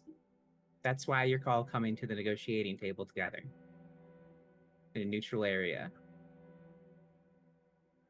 Cessation of Canley, cessation of hostilities, an agreed marriage to ensure that the future of both houses' rights to the mining is guaranteed. He Everyone goes to wins. say something else. And from a distance, around the corner, you hear, and who would enforce that peace? And here comes the matron, Lady Eulalia. Will it be you? Will it be the Emperor Saudakar? Who will enforce this peace? Who would you have me speak as? Lady Eloise or the Judge of the Change? I think we all know who you are. Speak as you are. She doesn't sit down. She stands up and like looks down her nose at you. Okay. Mm-hmm. And you see Lady Silta in the background, like, I'm sorry, I tried, with that look on her face, you know? Amira is not amused. She No, stands of course not. up and meets her gaze. You'll address her as Judge of the Change. She's here on behalf of the Emperor. You should mind your tongue. Amir, please. She'll put Eloise is by the way stone facing this, but is actually delighted by this. Absolutely. But yeah, it puts like a calming hand on Amira.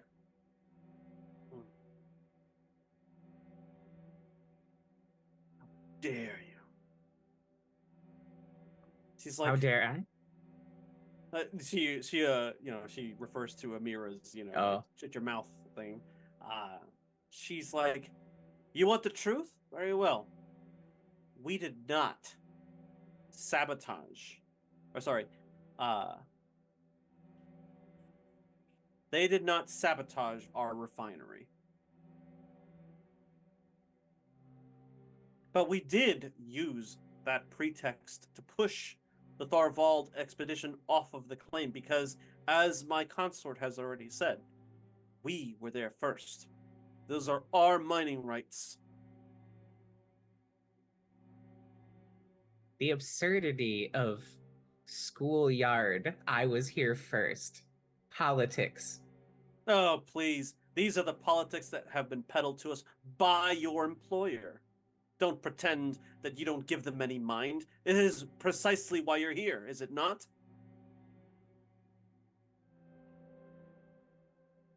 I'm here because of duty. I'll put it that way. As am I.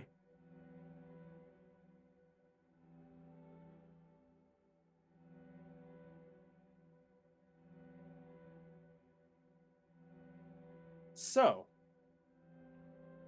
to convince them is going to be difficult, obviously, as you can see. Yep. Difficulty 5. Oh, God Get them damn to it. agree to an armistice. Put Now, everything any into it. incentive, Everything. any incentive or blackmail that you have, that you can dangle in front of them, will reduce the difficulty by 1 for each. Okay. She gave you 1 for free, but that's all. She was reticent to say anything else.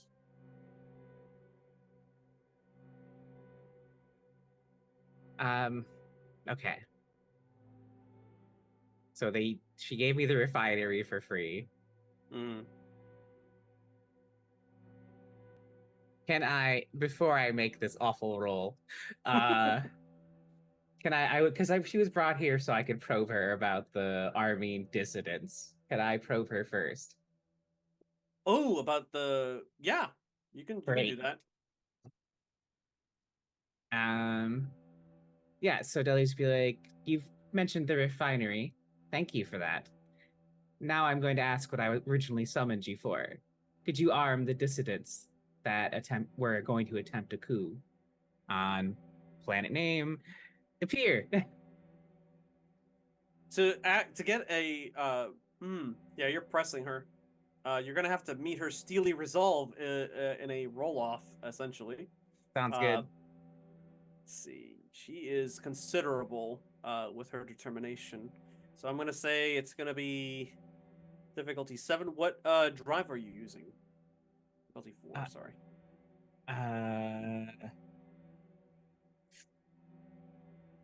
Duty, yeah.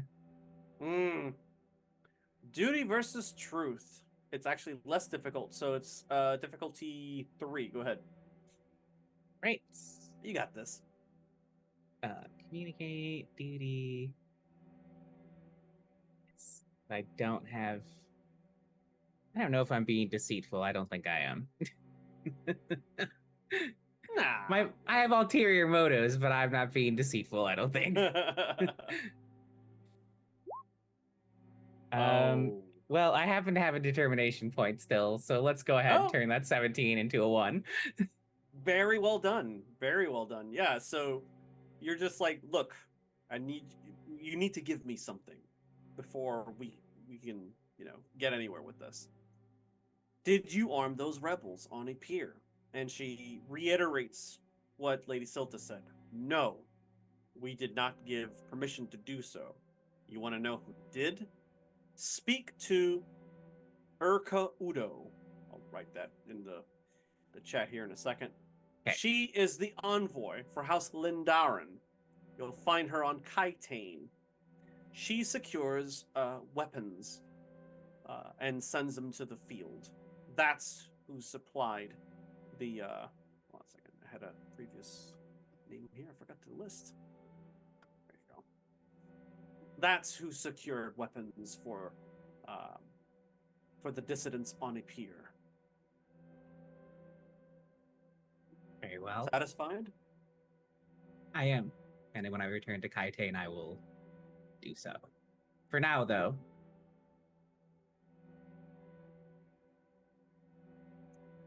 Trying For to think what. How would she phrase it to try to convince them? I'm thinking of what I can bribe them with. What? Spice Emperor's is always an favor. option. No.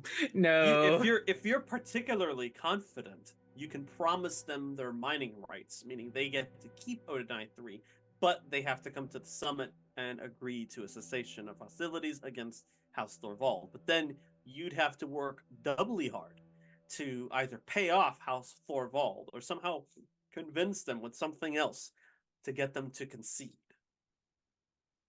Or God you can make that difficulty 5 roll minus what you have on her for The the marriage communication proposal is the test. difficulty 5, right? No, that's just their ability to sit down to talk. Once you get them at the table, then you can make that proposition, and things can kind of go from there. But to suggest that you end this with a marriage at this point is like the cart before the horse. Yeah. Yeah. That was just Eloise buttering up a kid that was alone with her. No, that was great. That was a great scene. All right. So, yeah, I think fuck my life. Yeah, I will say if I guarantee you hold the rights, will you attend the summit and stop hostilities? Yes. Very well. She looks kind of surprised when you say that, and she looks over at Silta like a confirmation, like, you see that? And she's like, is this binding? Is there a document that we can point to in the future to show that the Judge of the Change has promised this to us, to House Nimbrans? If you would like, I can write that up very easily from my years of working with the guild. Well, then it sounds like you have an accord. Very well. Elois. I will send you all invites to the summit on Arrakis then. Arrakis? Yes, my patron house holds court on Arrakis currently. Oh, I see. It is neutral ground and a chance for you to make new connections, perhaps. Incentive enough, then. We have an accord, he says. And she Wonderful. holds out her hand for the first time and doesn't sneer at you. Shakes your hand and then tells something to Lady Silta. It's like, I'll start making preparations immediately. Good day. She turns on her heel and walks away. Lady Silta, I'm so sorry for her tone, but she is unfortunately that way especially with these matters. But thank you for coming and for hearing our side of this and for your proposition. I think perhaps we are nearing the end of this, and hopefully the sooner the better. We avoid any more needless killing. I found in my experience in my life in my house that bloodshed only leads to more bloodshed. This is true. Thank you again, and of course, you're always welcome to come back. We are welcoming always of the Emperor and his envoys. Hopefully, next time we meet, I won't be holding such a title. I see. Well, good tidings to you then, and good journey. You as well. All right. So well done. You secured House Novabrun's commitment to the summit on Arrakis. And that's where we'll stop. Arrakis. Arrakis. Yes. Interesting. Indeed. All right. That is all the time that we have for this session. I hope everyone here and those watching tune into the show enjoy the show as well. We'll continue our adventures into the Imperium next Friday at 9 p.m. Eastern Standard Time. Let's just go around the virtual tabletop one more time to reintroduce ourselves with a wonderful cast, beginning with Devin. Hello and goodbye, one and all. I have been Norma, not Norma, and you can find me online at Sorta Sullied, and you can see me here next week for Dune. Ever. Hey everybody, it was good playing Zoshir this evening. I enjoyed it very much. You can find me all over the internet with August climbing on things as Anne Changeling and on Etsy at Thornkind and Cat. Yeah. Aaron. Hello, I'm Aaron, pronouns she, they, fae. I was playing Eloise Spachari, whose pronouns are she, they, sweating tonight. The threat of malevolence was it's very terrifying. I did not want to make a 5 success roll with malevolence sitting on the table. You did well. Yes, so you can find me let's see. Let's see. Sundays I do a recording. Podcast episodes haven't been released yet, but should be soonish. It's called Left 4 Undead, all disabled cast, inspired by Last of Us. Good times there. Monday, I will be doing, I think, the last playtest of my friend and player in my public access game, Steph's game, Site 42. So that's fun. I'll be sad to say goodbye to the playtest, though. It's been a lot of fun playing that character. Thursday, I run public access here. It'll be our finale this next week. Yep. So it's gonna be fun. We might see another PC death. I hope not. There's a lot of people rooting for Declan. I'm rooting for Declan, but I can't be. You can't pull your punches. Got to keep your world lethal. So yeah, and then Friday you'll see me back here. All right. Leo. Hello, my name is Leo. You can find me here on Twitch at Leo of the Black, and today I played Archibald, and I think I might have bitten off a little too much that I can chew trying to outsmart a machine. I'm gonna be honest with you, but I'm very excited for the mental gymnastics I'm about to go through.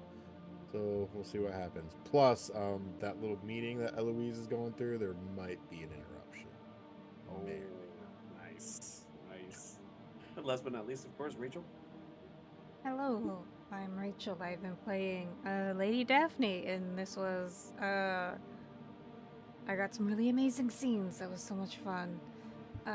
I'm Stolen Fires, which you knew because you were on this channel, and I am also rooting for Declan. I am part of Thursday Night Public Access. We also have Cringeworthy on Mondays, and then just to in-cap what Eric brought up at the beginning of the game, the U.S. campaign for Palestinian rights, they need your donations, your attention, whatever you're able to give, because the situation is terrible, and the first step to making it better is a ceasefire. So do whatever you can. Bully your Congress critters. Use whatever voice you have, because it's important. Really is. Yeah, and I've been Eric at Monroe Recluse Online. I'll be here next Friday at this time. Big thanks to our viewers and fans as well. Don't forget that's uscpr.org for the U.S. campaign for Palestinian rights. And bless the Maker and his water. Bless the coming and going of him. May his passage cleanse the world, and may he keep the world for his people. Good night, everyone. Night, everyone.